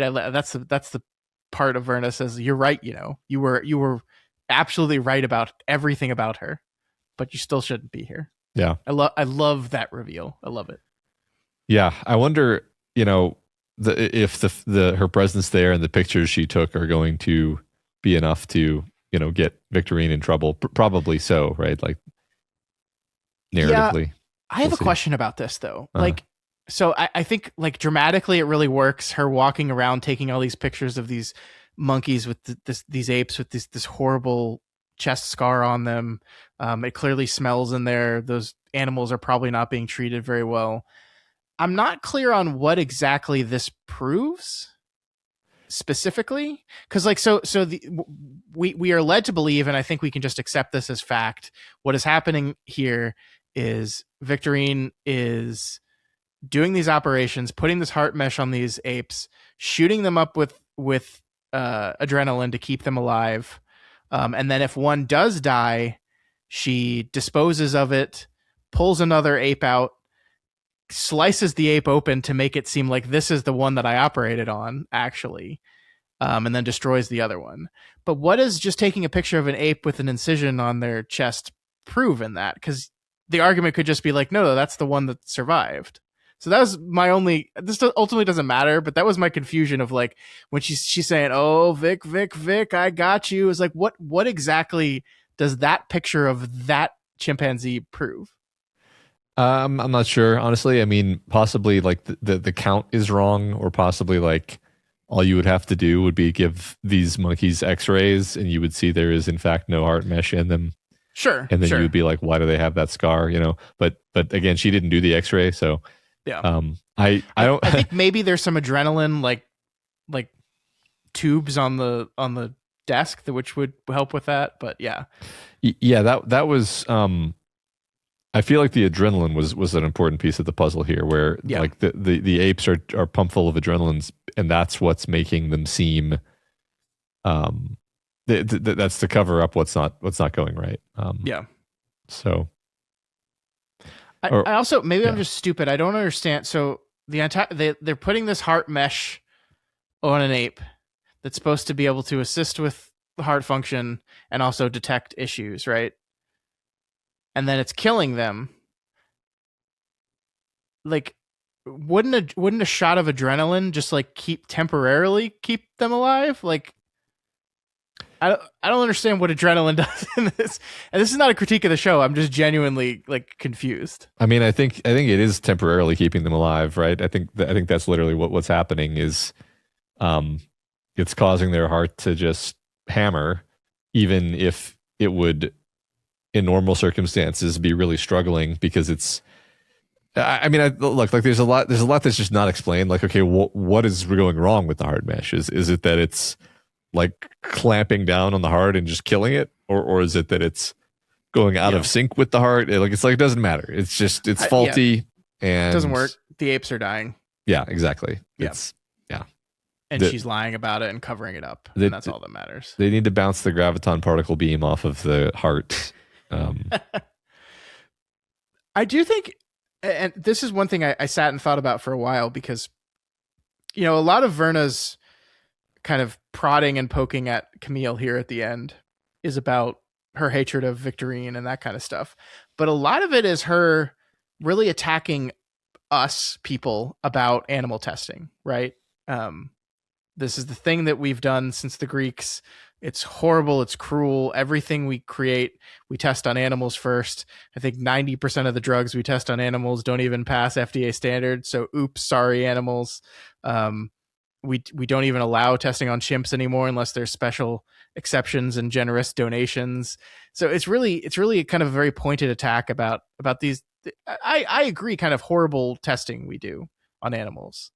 But that's the step back for me was like, well, Camille's not the one testing the stuff on the animals. So why are you attacking her? Why are you attacking her with this, Verna? And that led to a few lines of argument that I wanted to talk to you about. Is first, you could just see it as like she's like prodding for a reaction to see if any of this horrifies Camille in any way, of the stuff she's saying. This is your company still that's doing this. You were the person that, if this got out, would be spinning it. It wasn't actually that bad. And it's very clear that Camille is not affected by any. She doesn't give a shit. And the other thing that brought me back to was the idea of the puppy play and the way she treats her assistants like animals. And I wonder if this is a larger point about, I think Camille treats everyone in her life kind of like an animal. Like she treats people like they're disposable, with no connection to them. Like they're just something we can manipulate, or use, or have as a pet when we need them as a pet, but then dispose of when we don't need them anymore. I don't know. What do you think about that? I like that connection. Yeah, I it's interesting. I'm trying to figure out what I would feel about this, because you're right. I mean, I see. Okay, so I saw the idea of Verna sort of speaking as the chimp, as like, I'm still trying to formulate my conception of what Verna is, right? Sure. And in that moment, I was feeling like she is speaking for the victims. Yeah. And the victims include animals that are being tested upon. Yeah. And it's like there's a sort of justice element to this character where, again, she's giving these characters an option to make one redemptive act that will save their lives, and they can't even do that much. Right? When I say redemptive act, it's not like I think they're going to redeem themselves with that one act. It's like one choice that is not the worst possible choice. And they can't even do that much. And so it's like, all right, you've sealed the deal. And in this case, it's like, why? Where is this coming from? It's coming from a place of all the damage that they've done, all the ways they've done the damage. Sure. I do think, I mean, I don't know. As I'm feeling through this, I do think the fact that she treats other people like literal animals in her day-to-day life is relevant. It also connects us to the fact that this is the episode where Leo kills the cat, right? Like that's not like a direct connection to this moment, but it is like, okay, you had to kill the cat in one episode, right? It had to happen in the show. Well, it happens in this episode, the episode where we bring up the animal cruelty point. Sure. And I mean, that short story, man, for those who may not have listened to us when we talked about the short stories, like, it's a really upsetting short story, Edgar Allan Poe short story, where the character like first just like brutally maims this cat because like for no reason, and then later kills it again for no reason. And when we see the dead cat, it also looks like it has been brutalized, not just stabbed. And I was like, oh God, yeah. So anyway, I think that is a through line in many parts of this episode. Yeah. No, great point. I wanted to bring that up, but yeah, the idea that, the next episode after this one is called The Black Cat, so that it's our Leo episode. But we don't kill the cat in that episode. So we put it here. And I think that is a structural and thematic choice in the episode where we're talking about cruelty to animals. Yeah. And I like this idea of, I got really into the idea of like this like masks from the last episode, and then this episode, the idea of the Victorine is kind of like hiding who she is on the inside through this heart mesh. Camille does less of that, but also this general idea that underneath it all, we're just animals too. And we are very close we are very close genetically to these chimpanzees who are, as you and I have talked about many times on various podcasts, because we talk about chimps a lot, are very violent animals, actually, extremely violent animals. Like, I don't think a chimpanzee has to be abused in this situation for it to lash out violently at a human being. Like, they do that. They just do that. And so, like, this idea that, and it really sunk in with me when she takes the picture of Verna and it's revealed that Verna the whole time has been the ape. And she's like, we're just animals too. Like, we like to think we're these enlightened, intelligent beings that make rational choices and are smart and calculated, but oftentimes we're just going off of our base emotions and acting like animals. And our brain has tricked us into thinking that we're better than all that, but we're just apes at the end of the day. Yeah, I think you and I estimated that we mentioned chimpanzees in roughly 8% of our podcast episodes. Yes.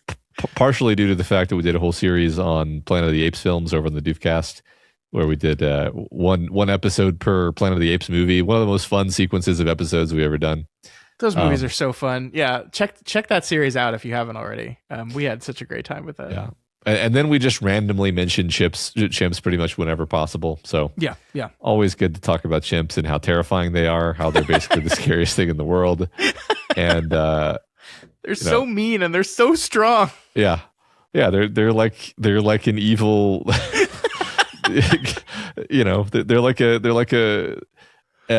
They're probably the thing that we're like evolved to be scared of on some level, right? They're like us, but they're more monstrous, Yeah. And at the same time, though, we feel empathy for them because they are like us. Yeah.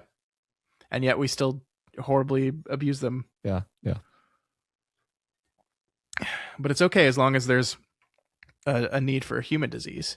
And like, honestly, I can sit here and say, like, this is horrible. This thing we do to chimpanzees is horrible. But if you tell me that we can cure a disease that's killing millions of human beings by just testing it first on animals, I think 9 times out of 10, I'm going to be like, I'll take that trade. Right. Yeah. And that's something that I have to reckon with in myself. And I think we all kind of do, because we treat the animal that is humanity as the most important, the best, the most evolved species on this planet. Yeah.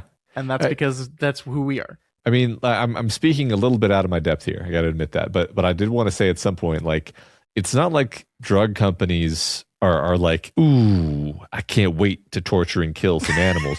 Like, no, they're required to do that. Like this is why drug development is incredibly expensive. This is like this waterfall of like weird policy decisions that have been made over 200 years that now lead to this world where every new drug that comes to market costs like $1 billion to get to market, which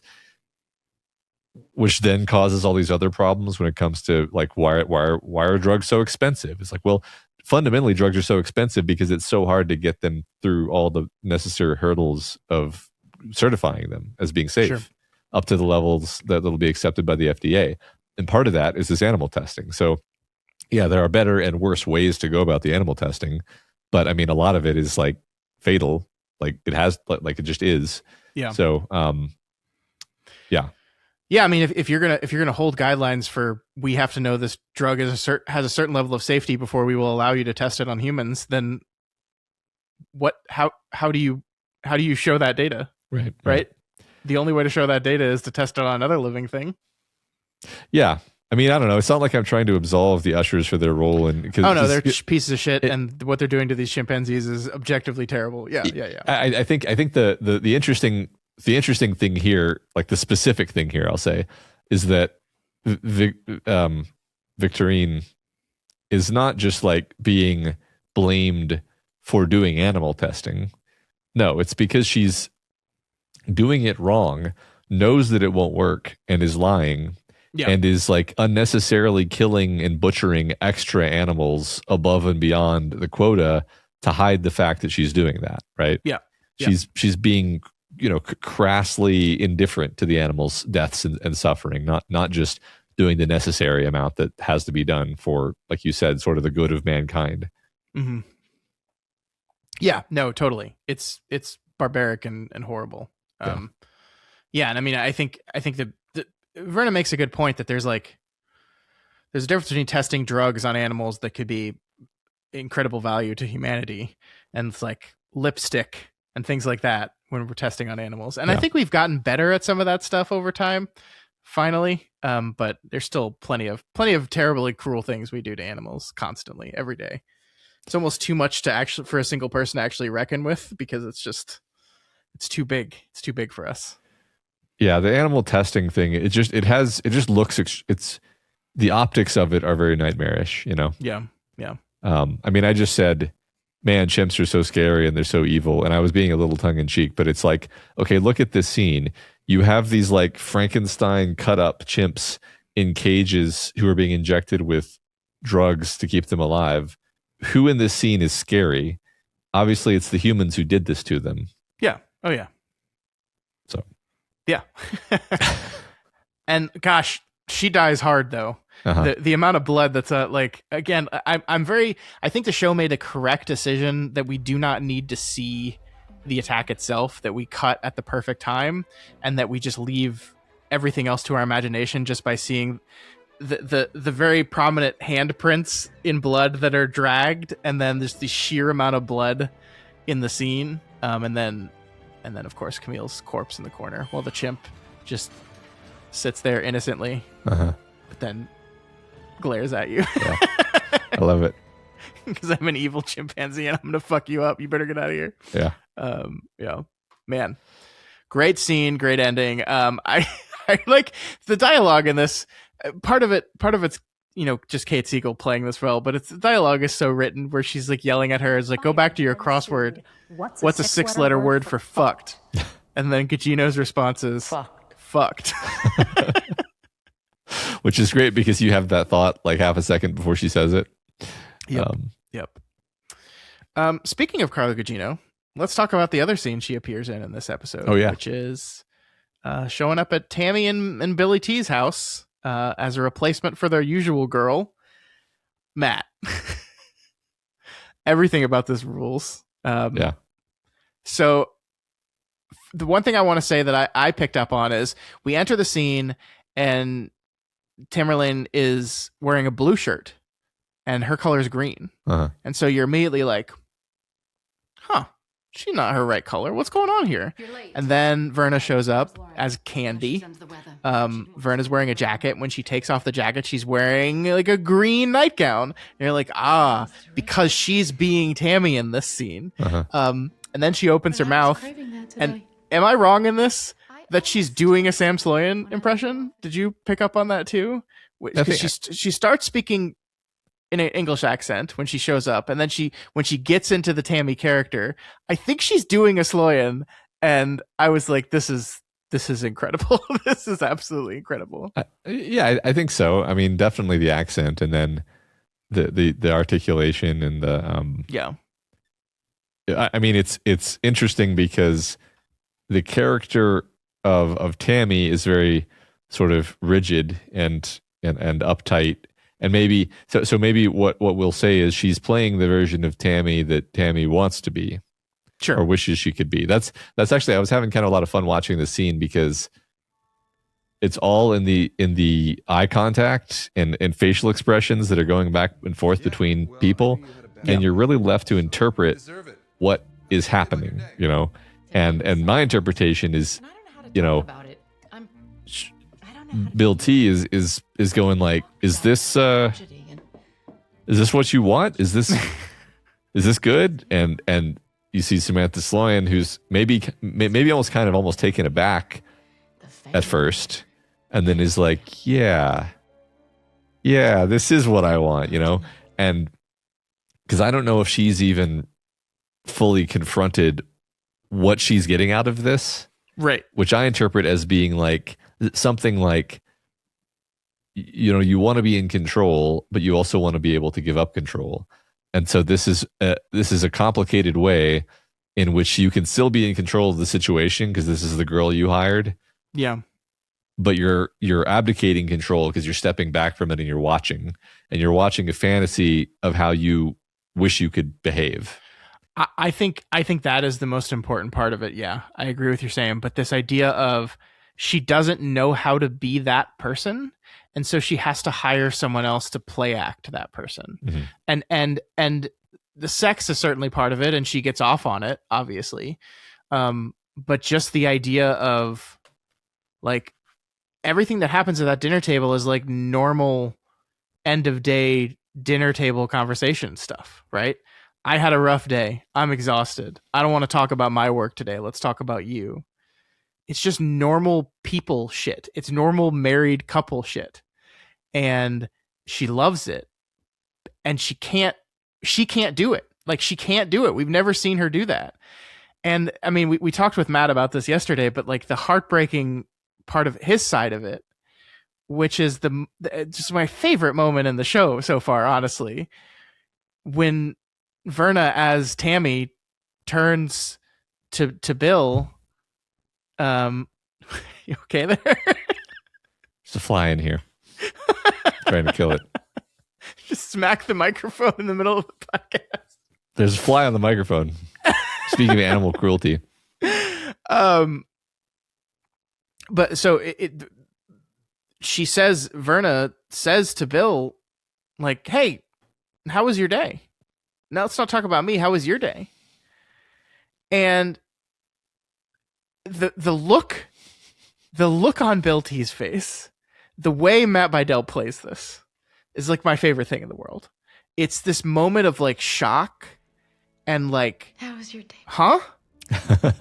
my day? You want to know about my day? And again, we talked with Matt about this yesterday, so I'm just repeating myself, but finished 2 new videos. Not only is he shocked by that, but then he like takes a little bit to like think back on his day, because he's like, nobody's ever asked me this before.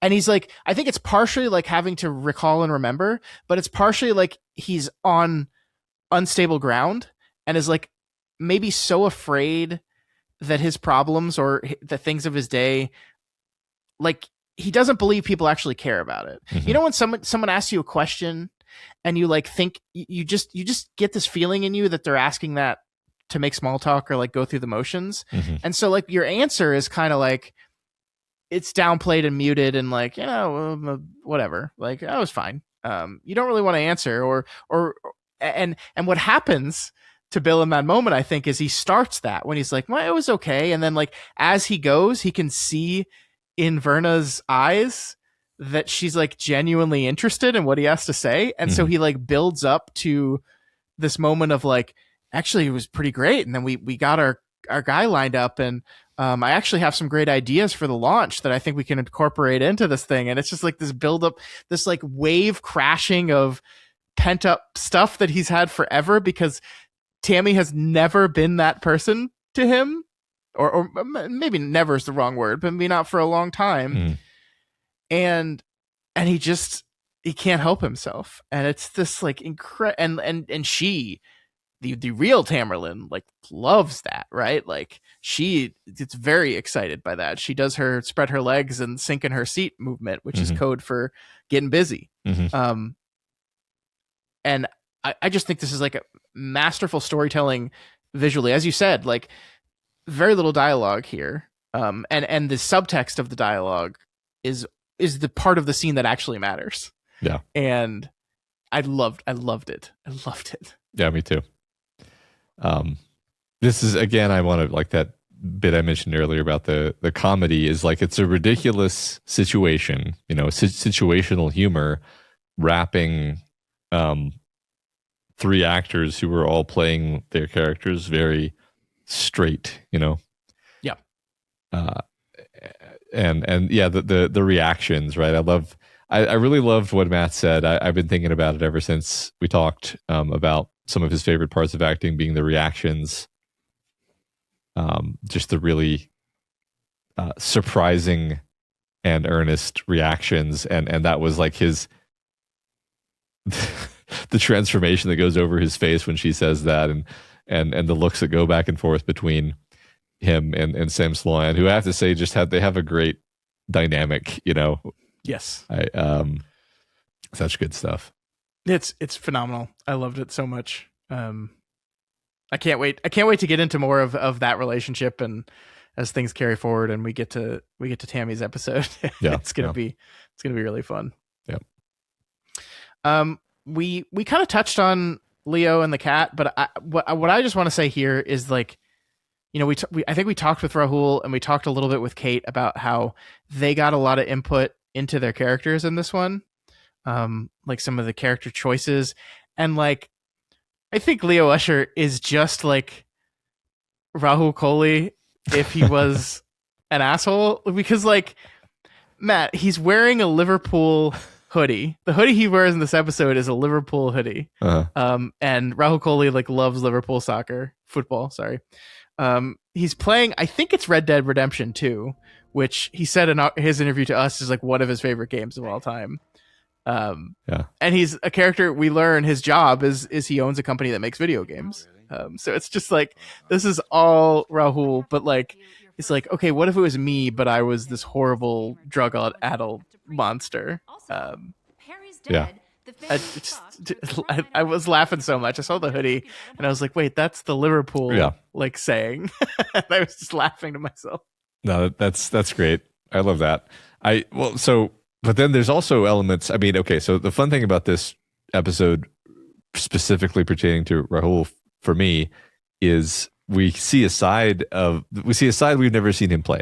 I'll put it that way. Like, we've seen him play kind of a sweetheart.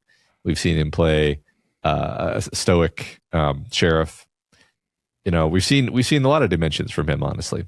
Mm-hmm. But one dimension we haven't seen is like a deceptive, guilt-ridden, paranoid piece of shit, which is like a great, and I love it. I love his panic and terror, like when he starts to see the blood and he goes and he checks that he didn't murder his lover, and then he and then he's desperately, and he's following the blood trail, and you can see he's like horrified of like, what am I gonna find? Am I gonna find a body? And then he finds the cat, which is only slightly less bad than finding a body, because he knows he needs to hide this, and he's scrubbing, and then the next morning he makes eggs and he's like, oh no, did we let it out again? And it's the acting it's the acting within acting thing, like you were talking about a second ago, where he's doing a good job at not quite convincingly portraying somebody who is lying. I would like to say that my goal in life is to live my life such that if I wake up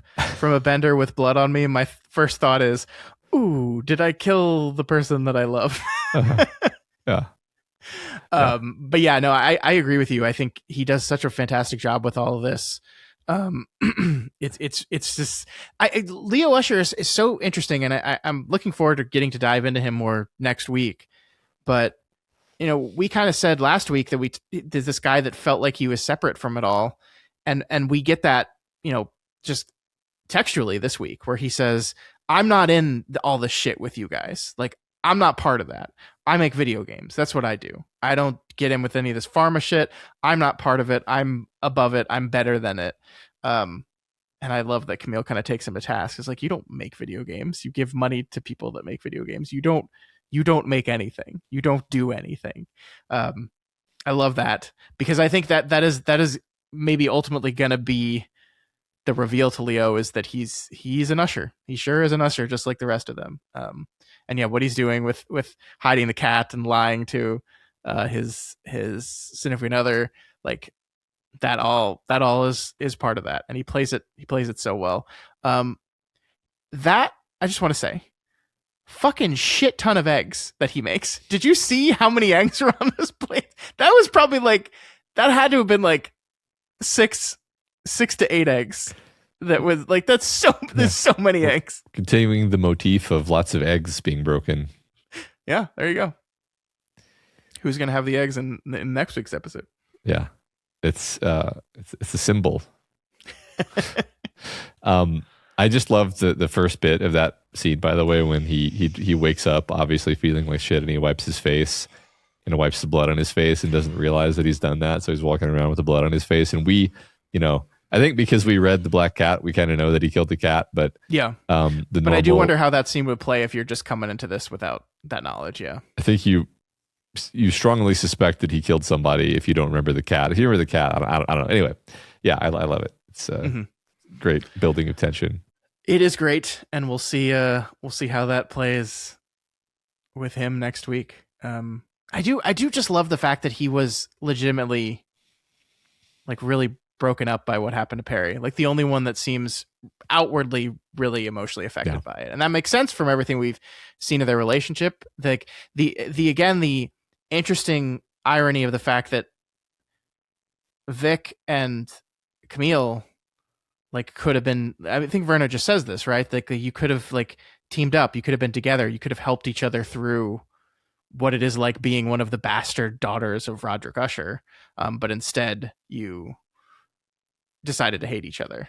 And the other side is I think Leo saw a lot of himself in Perry and wanted to, again, Leo thinks he's gotten outside of it, right? And so he's looking back at his little brother in the middle of it and trying to say, you can get out of there. And the cruel twist is that you're not actually out yourself, Leo.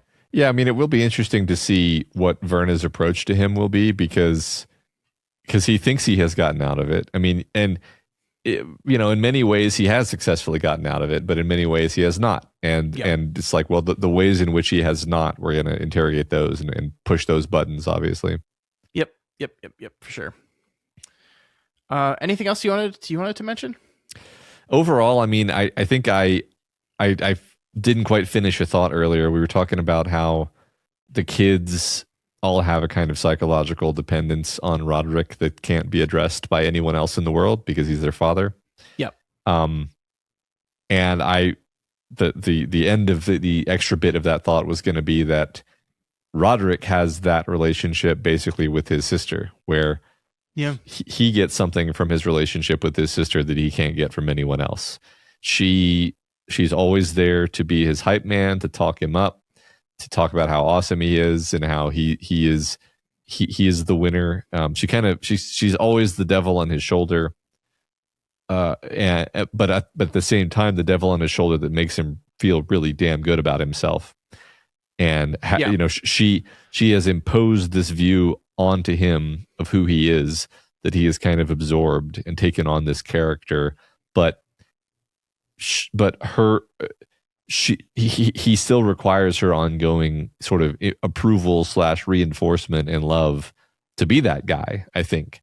Yeah. And we've seen that consistently over the show, but I think that's like the core relationship of the show. It's how we start the show, really.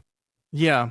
I wonder, we will need to spend more time with her, like what she's getting out of this whole thing, right? I mean, besides power and wealth, which are two pretty important factors, but I think these characters are more interesting than just all that. Because I agree with you. And one thing, like she comes right out and tells Roderick in this episode, I'm a manipulator.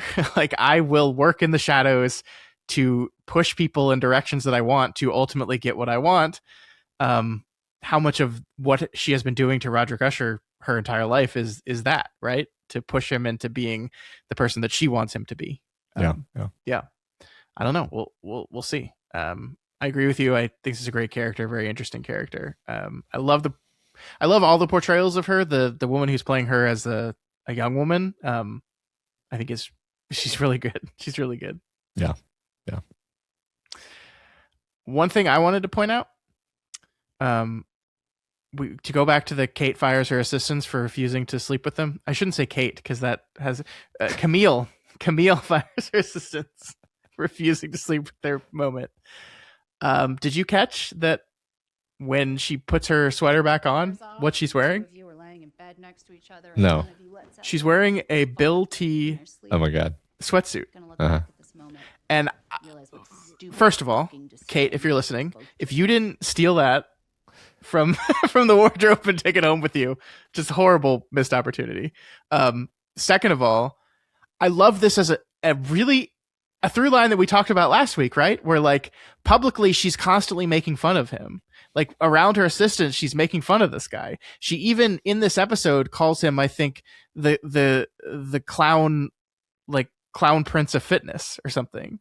Like she the absurdity of Bill T is familiar battering ram for her, or punching bag. But when she's on her own, she's watching it and doing the things. She's got the gear. Yeah. I love that. Yeah. Yeah. I mean, there's a tragedy to this idea that like they all should have been friends.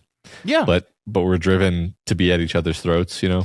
I mean, it's what she said, like this general idea of like, when you are rich, or when you are famous, or when you are rich and famous, the people you surround yourself with, it's very difficult to have like close, actual real relationships with people, because so many people just want stuff from you because you're rich and famous, right? So this idea that like this group actually should be this very tight knit group of people, like they should, they experience a lot of the same stuff.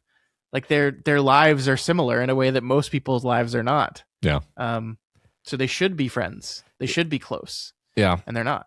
Yeah. I mean, it's interesting. I was just thinking about how, you know, me and my brother, I have one sibling, a brother, and like we have been close friends for as long as I have memories, right? So it would obviously be very different if I had met him when I was 20, you know? Yeah. Like that would be a very different relationship.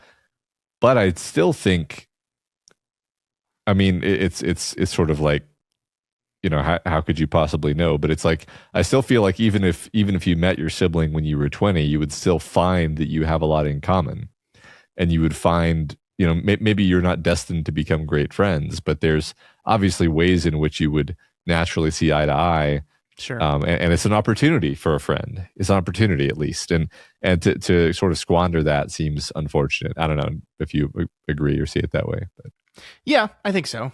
I think so for sure. I mean, there's one thing I wanted to mention that's semi-related to this, is this idea of, I think I've heard this echoed before, that like when you get famous, you kind of are frozen at whatever age you were when you got famous. So this idea that like one of the things that fucks child stars up so much is that they're famous as children, and like that kind of, because fame is such a crazy thing, it like warps your development in a way that you just kind of stay stuck and frozen at that particular age. And I had this thought of like, well, what, maybe that's true with money as well. And so like the idea that Perry Usher is the one that is the youngest of them that finds out that he found out who he was, or who his father was, at 16 years old. And he's not only the youngest of them, but is kind of portrayed and plays as younger than all of them. And maybe that's just because he was 16. He was frozen at 16 when he found out he was an usher, and he just kind of stayed 16. Maybe that's why he's so into like hedonism, because he was a 16-year-old boy, and then who was living maybe paycheck to paycheck with his parents struggling, and then suddenly became one of the richest people in the world. And it's like, well, I'm a 16-year-old boy. And now I have a bunch of money. What do I do with it? Well, I guess I just fuck a lot, because I'm a 16-year-old. Orgies forever. Yeah. Mm-hmm. So I love this idea of, and we see of the three of them, we don't know how old Victorine was, but of the three of them, Camille was the oldest, right? She was 20. That's 20 is a really interesting age too, right? Where you're just, you've left your teenage years behind. You're on the cusp of adulthood. But I mean, at 20 years old, have you figured out, you know, what you want your life to be? Like what is my career going to be? You may have started down that path, and then your dad comes in and says, here's $1 million and also infinity money behind that. I want you to be my PR person. We'll maybe just never get to see like why Usher like looked at Camille and said, you're going to be the ceiling fan in my room of smoke and mirrors. Like, what is about her? Maybe there's a part of her that was just like good at that from the beginning. I mean, she is good at it, right? That's something we definitely see. She just has a knack for it, whether that's a God-given talent or that was just years of training from her father. I mean, we'll never know, but you could just kind of see a 20-year-old being plucked out of her life, dropped into this life, and then told by this incredibly powerful rich man that you've just learned as your father, who's like, I think you would be best in our PR department to help us with our PR. Maybe, I mean, there's no text for this, but like she's a very attractive young woman, right? And like, what better person to be the face of our PR than this very attractive young, like you can think of the Roderick Usher spin that he teaches her of this is like, how do I best manipulate people to get what I want? I put a very beautiful young woman that I've just taken into my family as like, look, I found this woman and I've elevated her in status and called her an usher and brought her in, and she's the face of my PR now. Look at what a wonderful people the ushers are and I am, and how Fortunato like takes care of, we're a family company and we take, like, you can see the spin. There's nothing in the show that says it, but you can see it. Yeah, totally. Yeah, I love that. Yeah, I mean, I just agree with you that, you know, if you give people sort of unearned success too early, then it deranges their sense of identity. I've always sort of had this thought, like, pretty much at any age of my life, I've just been like, oh, I wish I could just win the lottery and not have to like work anymore.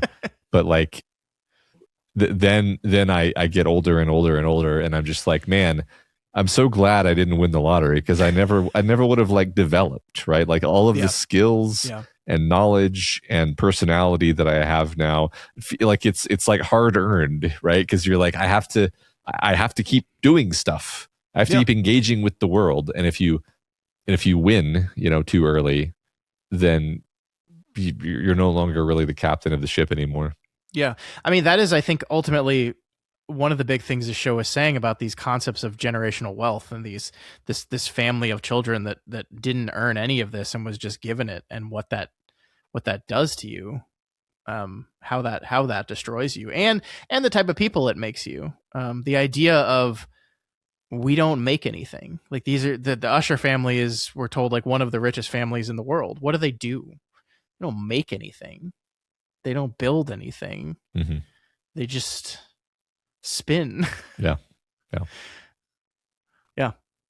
All right. Well, that was episode 3, Murder in the Rue Morgue. Were you a little sad that Dupont didn't have anything to do with discovering what happened in the Rue Morgue? Yeah. I need more Dupont next episode, I hope.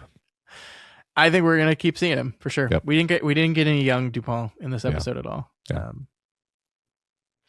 All right. Cool. Next week will be episode 4 of The Black Cat. That's our Leo episode. I think it's safe to say that because he's the one that murdered a cat this week.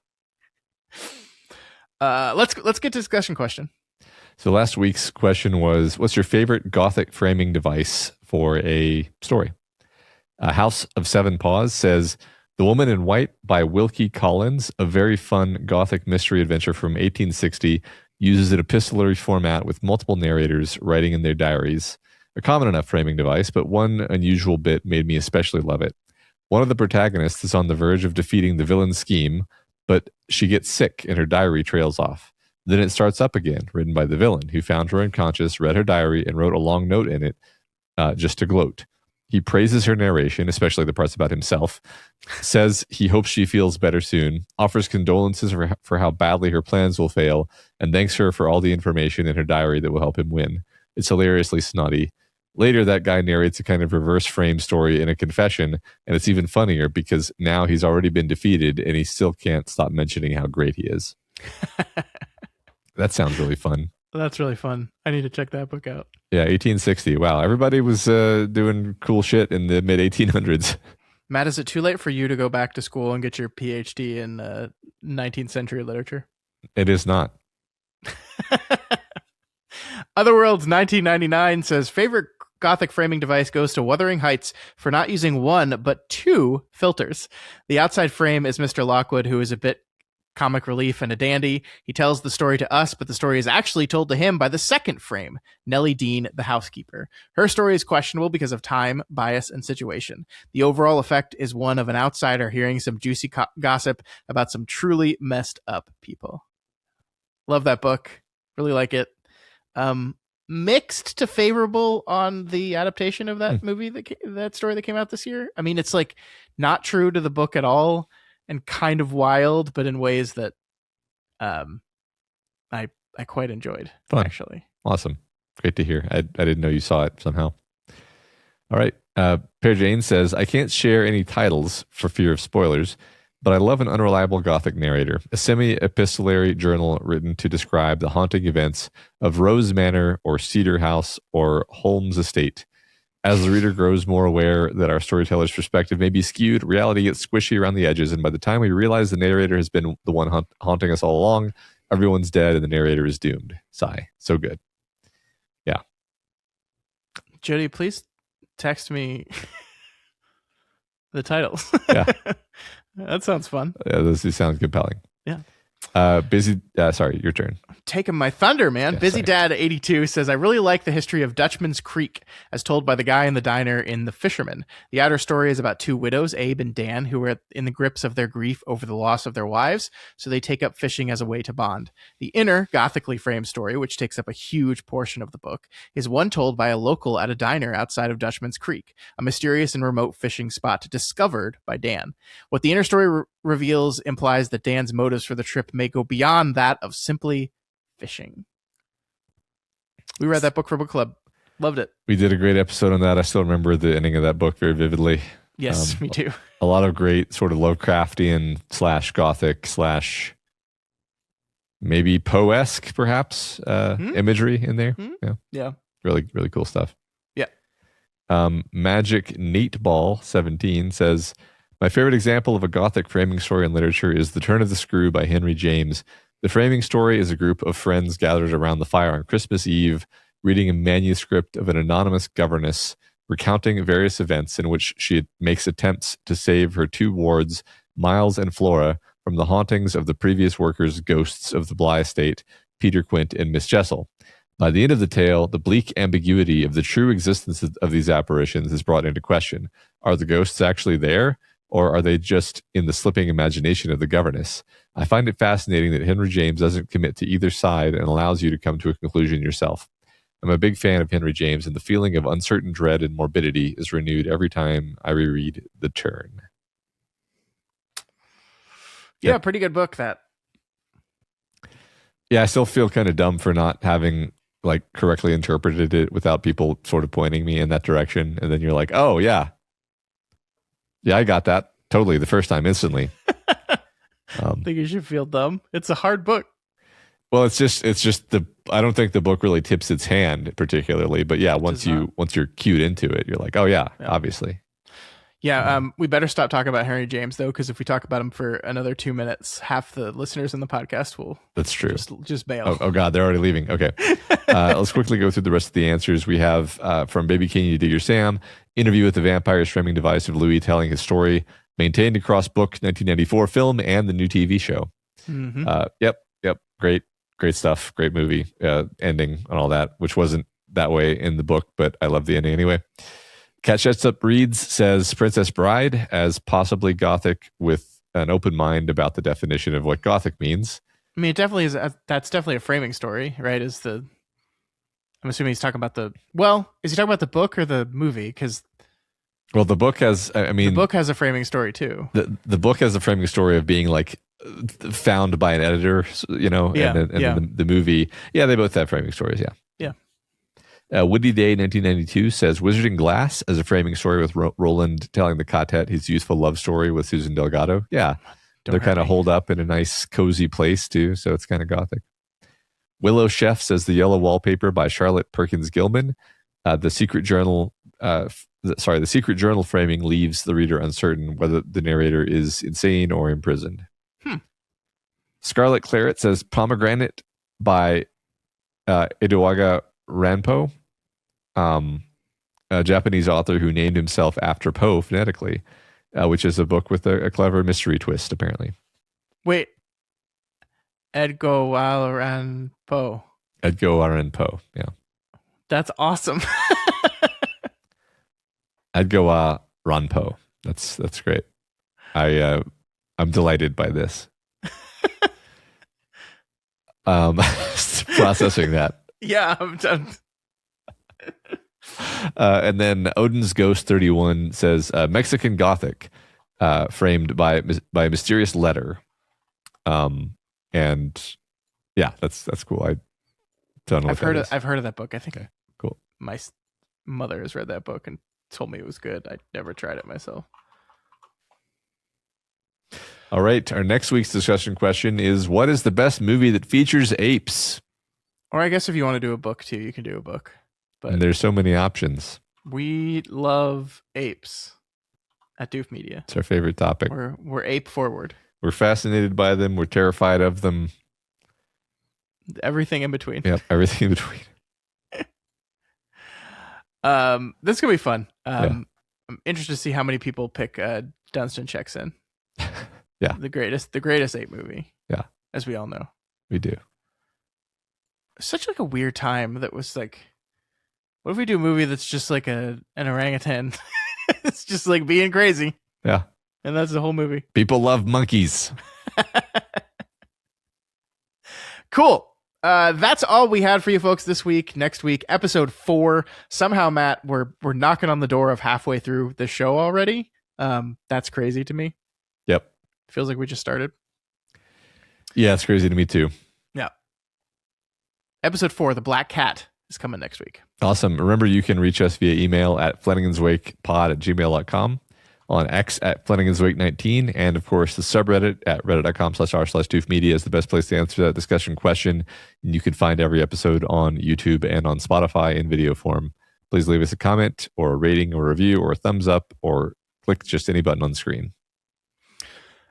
Please check out our merch store, doofmedia.myshopify.com. Not only do we have our brand new Get Built Built-y hoodie, or not hoodie, tank top, t-shirt, and gym towel, but just today, as we record this, Jody has delivered the lemon mug. #lemon. This is a wonderful design. Please go check out doofmedia.myshopify.com. It has #lemon on it, and then it has the entire Roderick Usher lemon speech in the background. It's great. I ordered one myself immediately. It's such fun stuff. So basically how this happened is I just texted Jody #lemon. That's it. And then like a couple hours later, she's like, "What about this?" I didn't even have to say do merch. We just got this mind meld. And it's a beautiful mug, and I can't wait to get mine. Awesome. It's really great. So yeah, check out that and a bunch more stuff at doofmedia.myshopify.com. That's right. If you like any of our shows and you want to directly support us, then please head over to patreon.com/doofmedia and sign up as a patron. At any tier, you get a bunch of options, like being able to vote on the book club that we do, and then and just following us there in the first place. You can see Scott's Gabagool episodes, which I'm really enjoying. Really enjoyed this last episode quite a bit. You haven't watched the show though. I'm never going to. It's so weird to me. I know we've said this before. I can't get over it. I'm gonna. You're gonna do it for me, man. You're doing it for me. It's such a good show, man. Watch the show. I'm having a great time listening to you tell me about how good a show it is.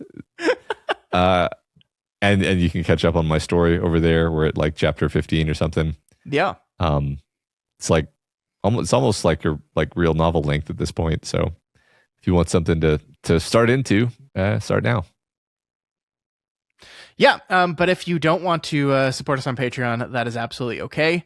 Please help us in other ways, though. You can share this podcast with as many people as you possibly can. You can leave us a rating and reviews.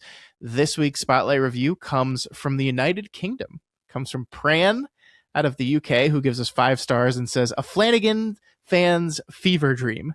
Listening to this podcast feels like being at a house party where your 2 best mates are nerding out over your favorite horror director. This is my weekly staple, and I am ready for this to be a weekly feature in my life. Thank you for sharing your enthusiasm and love for the Flanagan verse." Does that mean we're cool because we're at a party?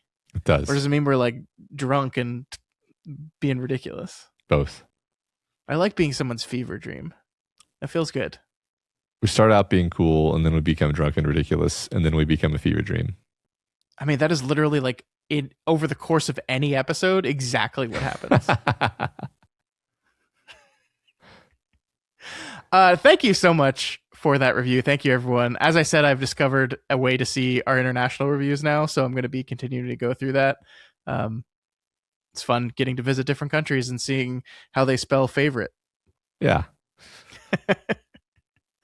All right, folks, we'll see you right back here next week for more The Fall of the House of Usher. Until then, there's a monkey in your room, Mr. Flanagan. Yeah. Watch out behind you. Got him. Gugino doing that. It's too late. The chimp thing was Chimp like, walk with the shoulders. She must have had a fun day that day. Yeah.